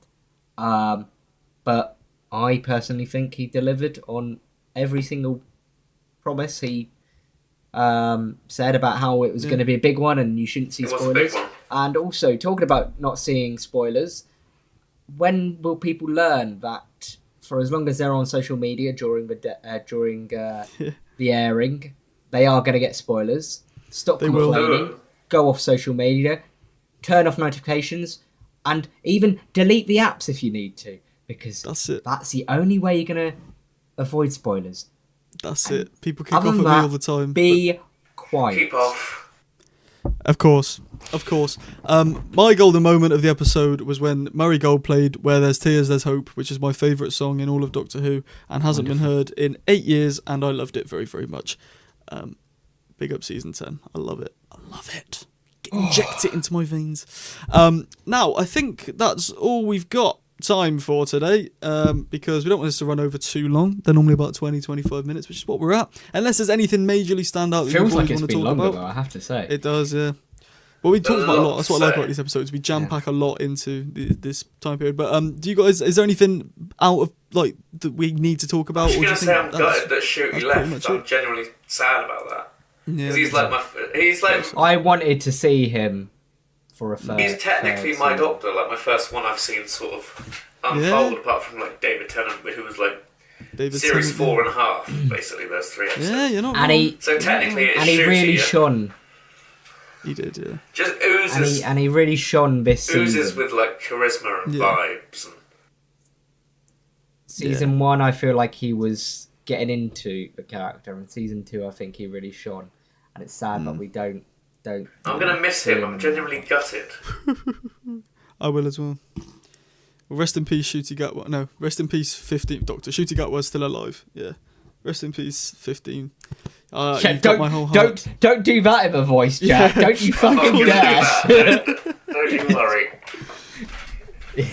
And rest in peace, Ruby Sunday, for not getting to say goodbye again to the Doctor. Yeah. Twist. This is why I think it was written for Ruby, because he would have said bye, and he would have said I love you, which is what he didn't say to Ruby in the Empire of Death. She's like I love you, and he doesn't say it, but this time he says it to Belinda. He would have said that to Ruby. It would have made so much more sense. But he says it to the Doctor, but he doesn't say it to Ruby as well. Fuck it out. He does. He says it to Belinda and the Doctor, but he still can't say it to Ruby. Ruby needs to run. I hope you guys enjoyed. Peace and love, and Q Dugga Do. Q Dugga Do.